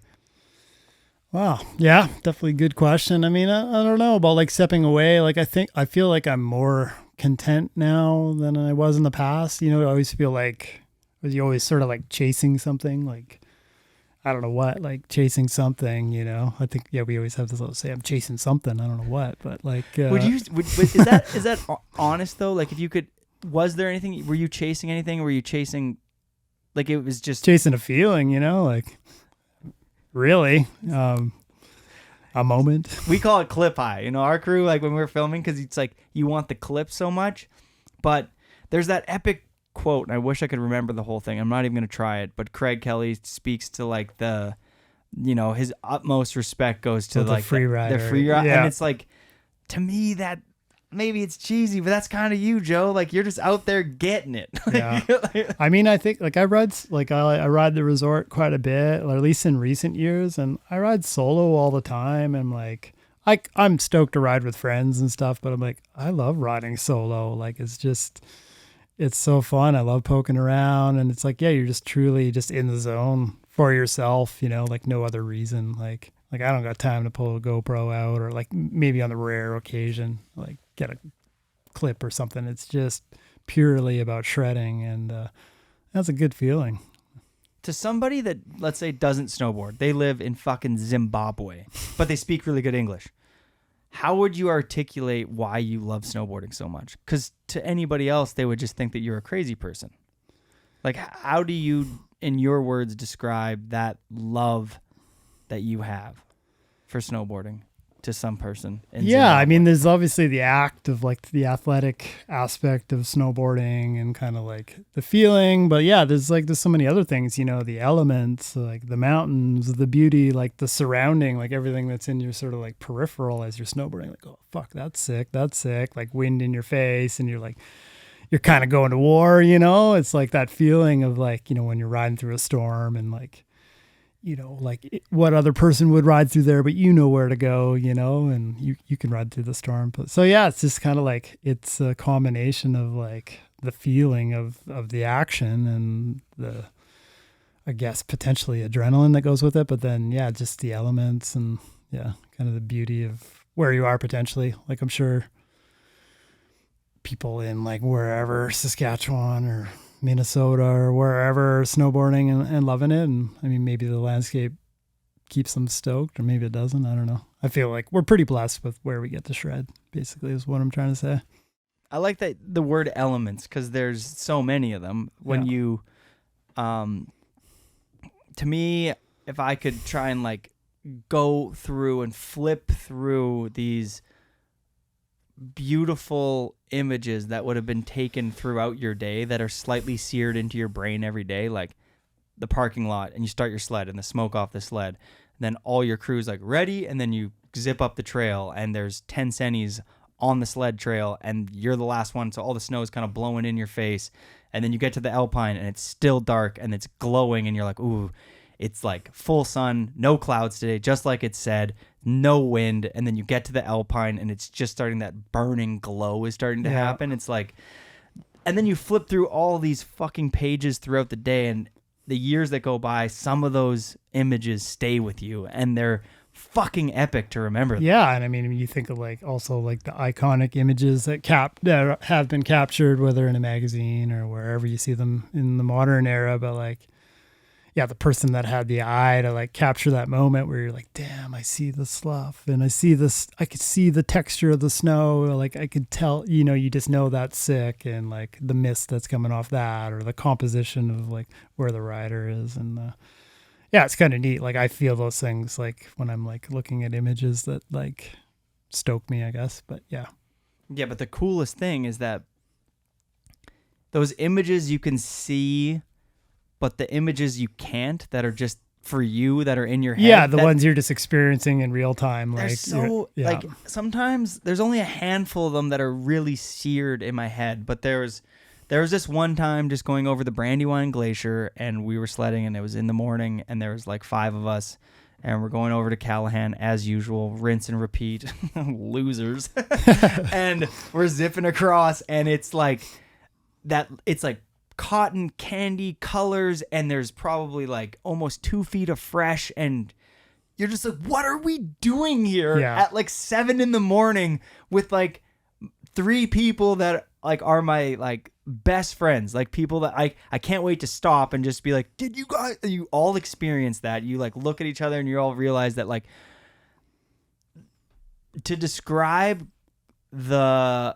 what being in the mountains looks like on an epic POW day in the morning or in the evening is like undescribable. Like, it's so fucking beautiful. It's like, it's impossible. Like seeing Kaylee, like and it's just glowing at the end of the day, and you're zipping by it, and all these different colors of blues and. Oh, I know it's unreal, and like, yeah, I think Fuck, it's we rad. recognize that beauty. I mean, I definitely do. I'm like, I don't take it for granted. I'm like, this. Well, is, you do for sure, brother. You're up at like you guys meet at the lot at like 3:30. You guys are fucking legends. Yeah, I mean, the magic happens in the morning, and like, the clock's ticking. So like, if that's what it takes, that's what it takes. Like, if you don't, you want to ride in the shade, then you go later. If you could pass one lesson on that you learned in the mountains to your kids, what would it be? Oh, one lesson. I don't know. I think it's just appreciate how rad, like, snowboarding is. I think it's like, it's just a fun thing to do, right? So go have fun. But I don't know, as far as like a greater lesson, I'm sure that as you evolve in your experience and kind of like aspirations in the mountains, there's lots to learn. But yeah, it's just all about fun, really. At the end of the day, should be. It's so cheesy, but I'm gonna say it anyway. Nature is this consistent fucking teacher. I said it. You know what I mean? But it's fucking true. Yeah, and there's no shortage of lessons. Like every day's a lesson. So like maybe the lesson is don't miss out on the lessons that are happening, right? Because they're happening all the time. Oh, Joe! Holy shit! That was good. That was good. Fucking beautifully said, though. But it is true. Like, every time that I'm losing my mind, and I know you don't work in this environment, but I always had a job outside. And then now with the show and my new responsibilities, I'm not complaining because I fucking love this. I love snowboarding, and the drive behind airtime is to build like something that I'm proud of. Something that like Jeff Keenan's fucking proud of. Yeah. You know, that snowboarding can look fucking at and rides. be like, fucking like that's sick. But it comes with, right now, like everything, not everything's fucking awesome. I have to, behind the scenes, it's a lot of fucking computer shit, and I don't fucking like it. I'm doing it because it needs to be done. But the next step is spending more time outside. Because whenever I'm away from that, I start to go fucking crazy. And then as soon as I like go and walk my dog for a long walk in the woods, I'm like, whoa, feel way better. Yeah, Like, and for sure. And you know, there's always a grind, like I think it's like the things that you work for, it always feels better when you like earned it, it's like if somebody just gave you whatever it was, you'd be like, oh, sweet. But it's like, it's kind of not meaningful. So, I mean, it's as shitty as it can be to grind, whether it's, and there's something to be said about the grind too. I think, depending on what the job is, you kind of secretly love it. You're like, we're in the shit here. We're grinding it out. But, yeah, I just think it feels better when you earn it. It could be applied to a bunch of different circumstances for sure. well, when I look at yourself, if we drive this fucking full circle, country boy, Saskatchewan, middle of Canada, hard worker, doing fucking chores, like, were there any skills and habits and morals that were instilled in you from being raised in that environment that have shaped your lifestyle today? Oh, I would say for sure, 100%. Like, yeah, I think like at the time as a kid, I don't know if I like necessarily appreciated it, like, having to work from a young age, but like, I think that work ethic was like instilled right away, and the respect for others and, all those sort of like old timey values that for some reason are kind of, I don't know. I wouldn't say it's not prevalent, but these days I would. Yeah, maybe. Have you gone on a bus in Vancouver? Yeah, okay. But or a plane? But yeah, there's all those pieces, right? And yeah, you don't really, you recognize it later in your life. Like, I was taught some things that have like stuck with me for sure. And yeah, I think that work ethic and some of those values that I learned from my parents, they've stayed with me and hopefully pass that on to my kids. I love hardworking people with good morals. Don't get me wrong. I like people who are like a little bit of a shit disturber and like to crush a few beers and say a couple of jokes. But there's a time and a place for that. Yeah, for sure. And it's sort of like you say, it's like, yeah, kind of understanding, read the room. And like, I'm all about shit talking and having a good time. And just kind of recognize where you are. Yeah. Let's bring this full circle to the real reason I wanted to ask you to come on the show is like, do you want to take me to all your sweet spots or whatever? Yeah, for I'm sure. so sick of going to Brandywine. Dog. Yeah, that's where I go. I'm just kind of I'm off on the corner there. You just don't see me. Yeah. I think I would be like DCP if I rode with you. I heard he used to throw up on whenever he would go to AK. Oh, yeah. And you puke before he would like drop in on his line.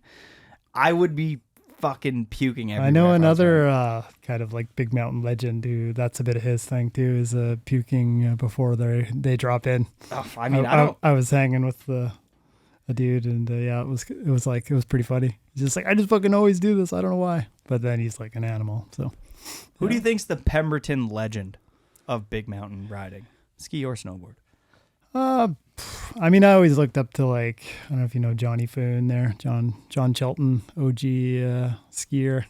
He kind of was of that era with, Eric Peyote, Trevor Peterson, and I don't know. The legends. Yeah, just, I think we kind of, just sort of crossed paths with Johnny and what he was skiing, and he was always super cool to me, and he's a friend, and, I think he's just such an OG good dude, just such a soul skier, and he's just kind of been everywhere and living on the West Coast now, doing more ocean stuff. But I always thought he was the man, still do. You can definitely see when somebody has like that soul vibe in their riding, you know what I mean? Yeah. And not everyone, I think, gets to that stage, and it really bleeds through your snowboarding when you're at a place with snowboarding that it's no longer for anybody else, it's for you. Yeah. And that's a chapter that I think that I'm not still fully there yet. Yeah. It's like there's nothing better than going out there doing what you want to do, and that's it. And if you want to push your riding to new heights that day, fuck yeah. Yeah, for sure. I mean, I think like staying hungry, is kind of like, what pushes the sport, but I think you can be hungry and content and, pick your moments. That's sort of how I feel. I feel like I'm more like, I ride with my kids more, like I said, and like ride the resort a fair bit. And I'm still hungry. I still got a lot of things I want to ride. I don't have like a list I need to check off or anything, but I still want to shred. So no list? No list. There's got to be a line you still want to ride. Well, for sure there's lines I want to ride. So there's a list. But I don't like this concept of like, I got my list and I want to achieve the list. I'm just like, well, the moment presents itself. I don't know. I feel like there's something dangerous about a list. I mean, I'm just like, then you're kind of committing to something that maybe isn't what you should be committing to. So you think that being more nimble in life without a list so that you can kind of flow with the rhythms of life rather than being like confined to like this list? Yeah, you definitely put it how I would put it there for sure. Yeah, I think like being nimble has worked for me. So yeah, I like that because I think I'm a list guy. Yeah, fair enough. And I mean, I could be told I'm not the most organized person in the world, but I'm good enough. Yeah. Oh, fuck. You know what? That is a very refreshing conversation to be having, and I think that it should be had more, especially here in Canada, especially on the West Coast, especially here in BC, especially in the Sea to Sky, Vancouver area.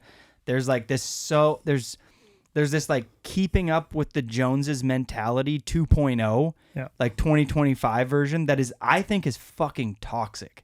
And going to Sicily with my wife for our honeymoon and just seeing how people there, we went there for 5 weeks and it was very like, everyone seemed present, relaxed, not too stressed about the future, and probably not fucking list people.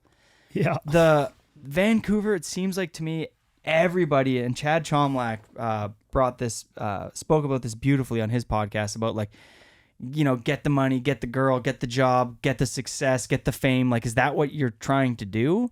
Because once you make alterations in your life to chase those things, you switch lanes and you can never go back to the version you were before. So like, and I just feel like for me and working so hard towards these like financial goals, sometimes I'm like, are they really worth it though? Like if I sacrifice so much, I might sacrifice my individuality to get this thing that is hardwired in me to get. Yeah, and then when you here. get there, is it the thing? You're kind of like, oh, I'm here. And like, I'm not satisfied. Fuck a list, everybody. Throw it out. Yeah, exactly. I mean, like, life is obviously complex, but like, yeah, striving to live a little simpler is probably better for you overall. I like the like, you don't need a list, but like, you know, if you're going to the grocery store and it's Thanksgiving dinner and your wife gives you a list, like bring the list, you know what I mean? Yeah, I'm not saying for sure. no lists ever. It's Yeah. just more of a generalized term that like, if you're using this list to dictate all of your moves and all of your ins Yeah, and if you're outs, like marrying yourself to the list, like I must complete, then yeah, it's like marrying yourself to the list, that's is good, Joe. a little That's good shit. could be problematic, but you know, the people have achieved many things throughout this world, and maybe that was what got them there. But I don't subscribe to it. Fucking well said. All right, we got 10 questions here presented by K2. Thank you so much for supporting the podcast. I'm riding the Alchemist. I've been riding that board for about 4 years now. It's my favorite snowboarder. I ride it for everything, and it was built and designed to ride shit like Joe does, and I don't do that. I don't know why. Probably fear, but that's what I'm riding. Thank you for supporting the show. The best board, K2. Check it out. All right. Question number 1. Best style currently and back in the day. Oh, wow. I probably should have prepared for this. Best style currently and back in the day. Well, I mean, Craig Kelly is, yeah, Craig's the man, you know, probably as far as like current hero, it's still like Jeremy Jones. I think he's the man currently. He's still shredding. I had the privilege to go snowboarding with him on the mountain for a couple days this winter, and the guy's rad. He's just like hungry to snowboard, loves it more than ever, and yeah, he's out there shredding with his kids, and yeah, just to like watch him snowboard in person, you're like, this is the dude I've been watching for years, and yeah. Yeah, because he probably bursted on the scene in what, like 98 in standard Yeah, or something like that? some are like early 90s, yeah. And like he's still going and filming mind-melting shit. Actually, now that you've brought up his name, because we don't talk about big mountain shit enough on here, because fuck, everyone knows it's not my lane. They're like, Jody, like stay in your lane. You know what I mean? The last time I rode a big mountain line, Razman got on the mic like, wrong spot. I almost just flew off. Like, oh my God, that was traumatizing. Yeah. Craig, were you always a big Craig fan, or getting older and I think I like picked up pretty early that this guy was rad, and yeah, kind of followed his career, you know, till the end there. And I spent a bit of time in the Kootenays, and he had friends of friends that were hanging with him when he was doing his guiding stuff, and so I never got to meet him in person, but like kind of heard all about him, and then of course his snowboarding, everything I saw in the mags and videos, you know, I was like, yeah, this dude's rad. Seeing that live, being like an original Craig Kelly fan and being like, he's the best racer, he's the best at fucking pipe, he's winning everything, he's the champ, you know, he's on fucking everything. Yeah. And then he like slowly starts to disappear and ride backcountry during the, probably because of him, but during the boom of like powder freestyle riding and that whole, and then him knocking it out of the park. And then you would have, hopefully if you were really into snowboarding, you would have transitioned along that, and then seeing that and witnessing that firsthand must have been like the coolest thing ever. Because like the way he gracefully moved from like competitive snowboarding into this like mountain pioneer soul boarding person who was no longer doing it for like a monetary value, and was like, it seemed to me that he was literally like, I don't fucking care if any of you sponsors pay me, this is what I'm doing now. Yeah, and I mean, for me, I think I maybe saw him more in that era than previous. I mean, I knew about Craig Kelly, and I knew he was like, you know, world champ and all that stuff, but I was like, Craig Kelly, the free rider, was my hero, not Craig Kelly, the, you know, freestyle competitive guy. So yeah, still inspiring to this day for sure. Career highlight. just snowboarding, man. I don't know. Like in terms of career highlight, I think I've just been blessed to shred many, many amazing mountains with friends. So that's the highlight. And, to kind of like narrow that down to one, I don't know if it would align with a career or just be a moment, but yeah, lots of magic floating through my mind right now. Many, many awesome places that I've got to snowboard with amazing people. So that's the highlight. Love where you took that. One piece of life advice. Life advice. Don't be a dick. I thought you were going to be like, don't make a fucking list. Yeah, don't make a list. Yeah. Don't be a dick. Don't make a list. Yeah. Joe Lax. I mean, don't be a dick is a good one, man. Yeah. 'Cause Yeah. It's but if you didn't grow up with those morals, I genuinely don't think people know they're being a dick when they're being a dick because they never grew up with morals. So like when I brought up the plane thing when I was like, well, people are blowing it in this day and age because like you're getting off a plane now. People don't care if you're 77 and need to grab your baggage. They're like, move out of the way. Yeah. And you're like, that lady needs a helping hand, you piece of shit. Yeah. Yeah, for sure. And like a lot of things, it's like, yeah, sometimes you got to speak up and some things are okay to stay internal too, like you don't have to say everything that you're thinking. Shit. Fuck, you're talking to the wrong guy. Yeah, okay. Everyone here is like, oh, ouch. that was worse than the one time Jack McDougall, local kid, comes on this podcast. I'm going to bring this back to the steel for a second. He's like, I was like, one trick that you don't like. He's like, lip slide 270s. I was like, but that's my whole career. Yeah, exactly. He throws me under the bus. I actually heard like a pretty sick quote the other day about you also don't need to have an opinion. Yeah. You know what I mean? Which I really liked. I thought that was refreshing. Like, you don't need to have like a yes or no answer. Just if somebody asks you something and you're just like, yeah, just don't really have a thought towards that. That's actually a thing. Yeah, not in my wheelhouse, man. Wheelhouse. That's not my wheelhouse. Sick. Oh, I love that.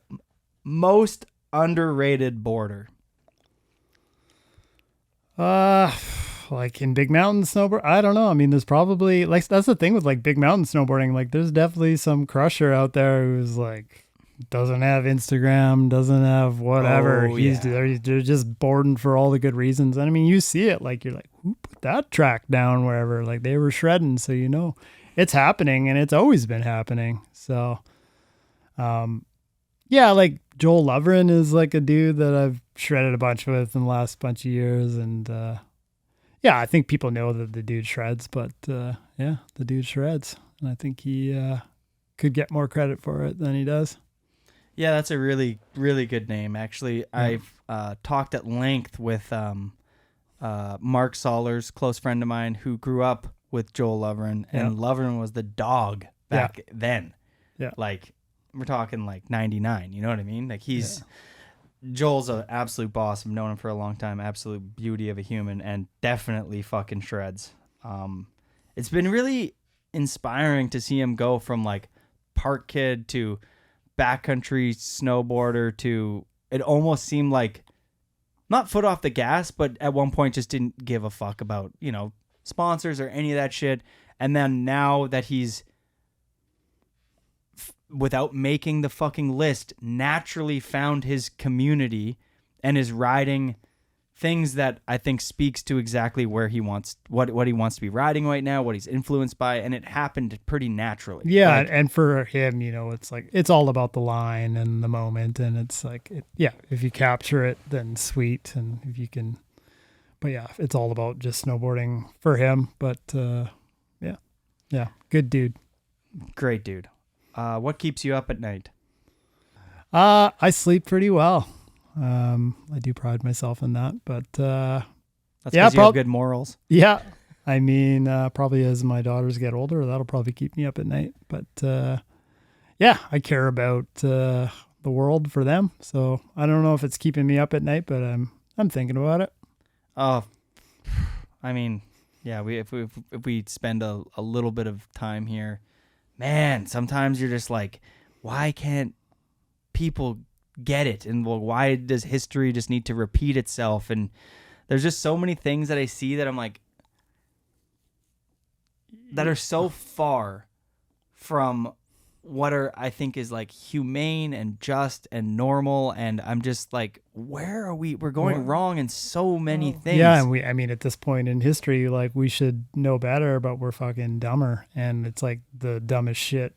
Maybe I don't know about in history. It's like it's kind of like unfolding, and like I don't know. We're gonna look back and go, what the fuck? This is if we're lucky, if we're still here. This is a thought I had the other day, and it's kind of a dark thought, which sucks, but I'm just going to speak it anyway.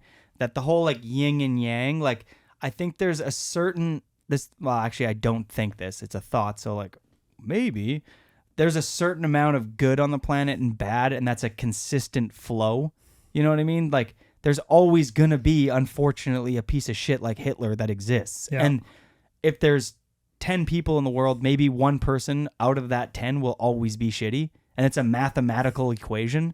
And so ruling that out is impossible, which sucks, but it seems like that's a thing because we should know from what we've done in the past not to redo all these things. And I think everybody lives in a way, I hope they do, that like treat others how you want to be treated, but that just doesn't seem like a thing. And I'm like, I can't believe we can't wrap our heads around that. Yeah, I don't know. I'd like to think that like people in general are good, but yeah, I don't know. We're also a bunch of sheep too, and I don't know. Yep. But yeah, there's some bad stuff going on in the world, and yeah, hopefully. But then you go and work on a farm with a fucking old farmer dude like your uncle or whatever, and those people don't seem to get wrapped up in the bullshit as easy. Yeah, and that's it too. Like, yeah, we have so much access to bullshit. We have access to bullshit. And if you're just not accessing the bullshit, you'll probably still have bullshit, but on a way less scale. So I think maybe we're like, the world's ending. But it was like, maybe we were just kind of like, it's just broadcasting in real time. And yes, maybe totally. It was just always happening. But yeah, I don't know. Yeah, I'm not too stressed, but. I'm not too stressed either, but I always say at the end of the podcast something along the lines of be a good person. And I hope that somebody who's listening to this who's like, I'm not the best person, but maybe through every time they've listened to the show, they're like, maybe I'm be a bit better. Yeah, exactly. I mean, if we all and just keep your ears open and learn something, right? Like if you don't have to like, yeah, there's like you said, there's lessons to be learned all over the place. Just keep your ears open. Yeah, you don't need to make a list, and you don't need to say every thought that comes to your head. I'm learning here too, buddy. All right, best line you've ever seen live. Best line live. Like with your own eyes.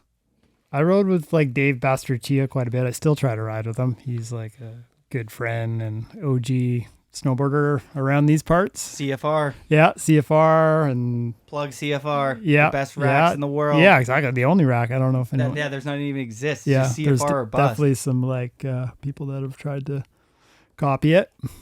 He's the original. Yeah, he's the original. But yeah, no, I saw Dave do some things, a couple lines. I don't know about in particular, but yeah, he opened my eyes to some pretty wicked shredding and just like the most humble dude. And he's like, oh, it's like, where's he going? Like, oh, he's going there. Oh, he's going there. And it's been privileged to kind of witness that over the years.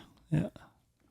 Line that you're most proud of that you rode, and maybe take us through it a little bit.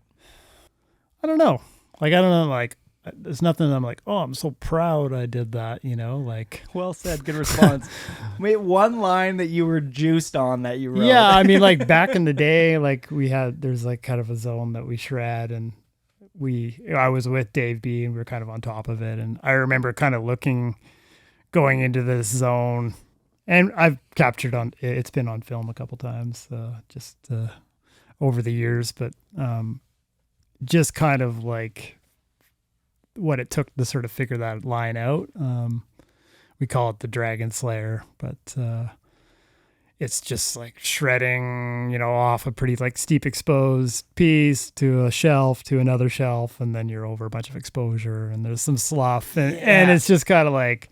Does it choke hold at the end? Yeah, it kind of chokes at the end. Yeah, I know that clip. Yeah, so you kind of need Insane. to either like pull up or pin it, kind of one of those deals. And probably the first time I rode it, I would have like pulled up. But yeah, it was just kind of neat to go like, that looks insane. I would love to ride that thing. And then and then to do it and like kind of like realize it. And I mean, there's been a bunch of other lines since then, but I would say that was kind of like stood as like a moment, you know.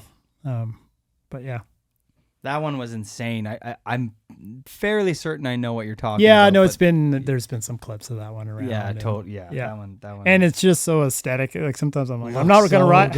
It's like, you should ride that. I was like, oh, I don't want to ride that again. Or like, it's a bit like, you know, you're kind of hanging it out there, but like, you know, if you get it in the right moment, it's going to make magic because it's just like chucking slough everywhere. Oh, buddy, yeah, your big dick swinging on that fucking thing. Yeah, There's for slough sure. moving everywhere. The mountains look so beautiful. Yeah. Like, you're coming in on your toe edge. Yeah. You're flowing. The slough starts kind of like popping, but nicely. And then the camera actually pans out far enough that you can really see that there's like, you know, a 200-foot cliff below Yeah, you. and that's like, yeah, I'm definitely like attracted to those things where, you know, you're like peeling on your toe and you're like, But good flow. You're chucking slough. Yeah, and Yeah, flowing. like good. Yeah. Yeah. So, yeah, no, that's, Did yeah, that trying one to get your heart going. yeah, for sure. Yeah, it'd be hard not to, like, even just Do you ride with your knuckles? Do you ride with like clenched fists? Like, or like open hands? I think I'm kind of open hand. Yeah. Yeah. I think if I was riding that, I'd go clenched fist. I'd be like, I think that Ben Ferg must ride like that. You know Clenched. what I mean? Yeah. Because whenever he's riding, it looks like he's just gonna punch somebody out. Yeah. Fucking love his style. Yeah. Favorite steel snowboarder. Favorite jibber. Favorite jibber. I gotta ask you. I don't know who my favorite jibber is. I don't know. Mikey LeBlanc. I don't know if he was really a jibber, but I'd always appreciated those like huge launches. I guess it was like over the staircases and, no, I definitely, I don't know if I have anyone that I mean, there was like the era of like the forum guys and I appreciated what they did for sure, but, I don't know who the guy is right now or girl. Favorite grab. Probably no grab, but I guess Indy if I have to. One thing on your bucket list. I know that you're not a list guy, but what's one thing maybe you would still want to do? Maybe a place you want to go ride. One more thing you would like to tackle. I don't know if it's like bucket, like I mean Alaska's always on the not list, I guess. Well, I mean, you're with the right company, like Ark and Jones. You should go to Alaska with Jeremy Jones. Jeremy, what are you doing? Yeah, that'd be sweet. Let's go. I'd love to, you know. Who's the dream trip to Alaska with? If you could go with a crew and you feel like that crew would allow you to ride your best, who's the dream crew to Alaska? Yeah, I think riding with a guy like Joel and, you know, Ryland Bell is like somebody that sticks out to me. I've done a little bit of shredding with him. Ripper. I'd love to go see his backyard in Haines for sure. And yeah, I mean, Jeremy Jones would be pretty rad too. So yeah, maybe we'll line it up. But yeah, we've talked. It would be he when he came up this winter, he was like pretty psyched on riding around here. He's like, I'm coming back. So I'm like, okay, come back. Do you watch Natural Selection out of curiosity? Yeah. Yeah. For sure. What's your thoughts on it? I mean, it's pretty rad. Like as far as I want a big mountain perspective on it. Do you think that they, you know, like, there's like moments that are kind of pretty, like has some big mountain flavor to it, I guess. But I guess I thought the skiing one was pretty sick. I like obviously snowboarding. I'm gonna watch that before I watch skiing. But like just knowing a couple of those dudes, like Sam Cooch, who's on Arcteryx, and Craig Murray, who ended up winning the ski. I was like, fuck, this is sick. And Kai Peterson, of course. And just, they were on that venue. And I was just like, it was just wild, those gaps that they were doing. And it would have been sick to see snowboarding on like a more big mountain venue. I would like to see that too, personally. Yeah. But it was sick to see like what the skiers were doing. And I think some of the top boarders could probably do similar. So easier said than done. You're like, yeah, just get another $1 million for the. Like, yeah, I don't know. That's what it costs to yeah, do the logistics. I think it's of $1 it. million to do it in Alaska. Yeah, no, not right. That yeah, for sure. You need some person who's like, I bought a bunch of Bitcoin and I like snowboarding. Let's go. Yeah, for sure. But yeah, no, those Revelstoke, they've had decent conditions. Both. I guess it's been there a couple times. But yeah, no, it's. I think any boarder who likes boarding is probably watching the Natural Selection. a bunch of the people like that are arc riders or whatever, they're involved with it. And it's like, yeah, sick to see like friends and people competing. You're like, holy shit, this is rad. Who's one of your favorite Arcteryx rider to board with? Yeah, I mean, the whole crew is pretty rad. We did a trip over to Japan this winter. It was like a team trip, and I was pretty honored to be involved with that. Yeah, I got to shred with like Victor Daviet, who's like a super rad dude. I mean, I like any chance I can ride with any of those people is awesome. But yeah, Victor and I have connected a couple times and took him out sledding around Pemberton, and that was fun. So I could see, and he seems like he's got a bit of an appetite to kind of like get up in the bigger stuff. Like I've seen some of the stuff he did in the spring there, and I don't know where he went, Mongolia and up in the Alps. So yeah. He's a big dog. Yeah, and he's it was just fun sort of taking him around. He's just like, what the fuck, this place is amazing, you know, like just hanging in BC. So yeah, that was cool. But yeah, the whole crew is super rad. Tadashi is connected with Arcteryx in Japan, and he was kind of showing us around when we were super legend, and you know, he's known as like a more of a backcountry freestyle guy, but like the guy's just hungry to shred. Like he's still a little less on the freestyle, more just like slashing around, and we had a great time. Like we were kind of the old dogs, so it was just so fun to shred with him, and we had a good time. So that was a real privilege to hang with him. Yeah. Was a highlight of that trip for me, for sure. I mean, it's Tadashi is like the nicest dude. Yeah. We were on Billabong forever Oh, together, okay, sweet. Yeah. And unfortunately, it was kind of the demise of Billabong when I got on them. They just ran out of budget. You know what I mean? They stopped being like, we're rooted in snowboarding, and they're like, fuck. And then they just like kind of gave up, and then they were like, it was over. But the whole time I was like, maybe they'll do a Billabong trip with like the team manager at the time, Risto Scott, the whole team. I wanted like, you know, and those team trips do so much for a brand that doesn't necessarily have a number that you can tie to it immediately. You know what I mean? I think that whenever a brand does anything now, they're like, what was the return on that with views? Yeah. And it's like, there was a bigger return that you didn't see, that anybody who bumped into Arcteryx there is like, wow, look at this community, the relationships that everybody at the brand built with each other. There's something bigger for sure than the views. And I think that we're moving away from that shit, dude. I swear to God. I think that it was like the influencer boom 5 years ago or 7 years. It's done. It's dusted. Yeah. It's back to people like fucking Joe Lax. Who's the GOAT, Joe? Who's the GOAT? I mean, my GOAT is Jeremy Jones.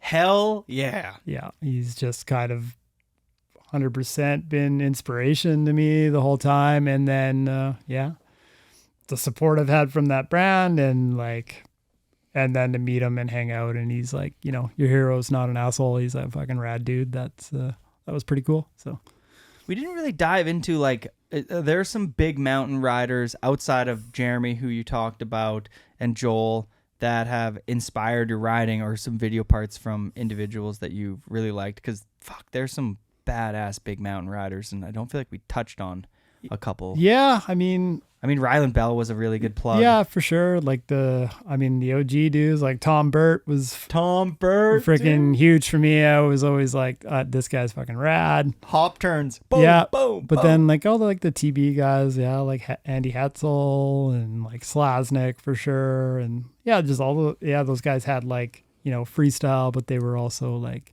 you know, they're going to Alaska every year. It was just the era. But there's definitely some Canadian riders too, you know, like Jonathan Moore and like Greg Todd, Scott Newsom. I was definitely like looking, Brian Savard, like looking at what all those guys were doing and going, fucking rights, that's rad. Wicked. Thank you so much for coming on. I'm trying to put into words that, because of you staying so true to who you are, I think that the relationship that you formed with Arcteryx was seen by other brands at a really important time. And I think that there's a ripple effect to that sponsorship that's going to help the ecosystem of action sports. So Thank you for your morals, your hard work that you put in as a kid all the way to now, because I genuinely think that not only your snowboarding, but who you are as an individual has helped snowboarding move in a good direction. Thank you for coming on the show. Thanks so much, man. Definitely appreciate those kind words. That's real nice. Thanks, Hell yeah, brother. Thanks, buddy. Thank you for coming on. Appreciate it. Cheers, everybody. Be a good person. Don't make a list. Don't be a dick. Don't be a dick. See you next time. Peace. The Airtime Podcast is presented by Monster Energy. Monster Energy. There's nothing fake about it. Have something to believe in and be yourself. You know what I'm saying? Have you been listening to the show for a while now? Maybe you're new. Well, if you want to support the show, you can by joining our Patreon family. For as little as $5 a month, you can support the show. Members will get perks like free sticker packs, discount on merchandise, and an opportunity to send in guest questions. Already a member, thank you so much for your support. Means the world. For more information, visit patreon.com/airtimepodcast. Shout out to Airtime, y'all podcast. Yes, sir.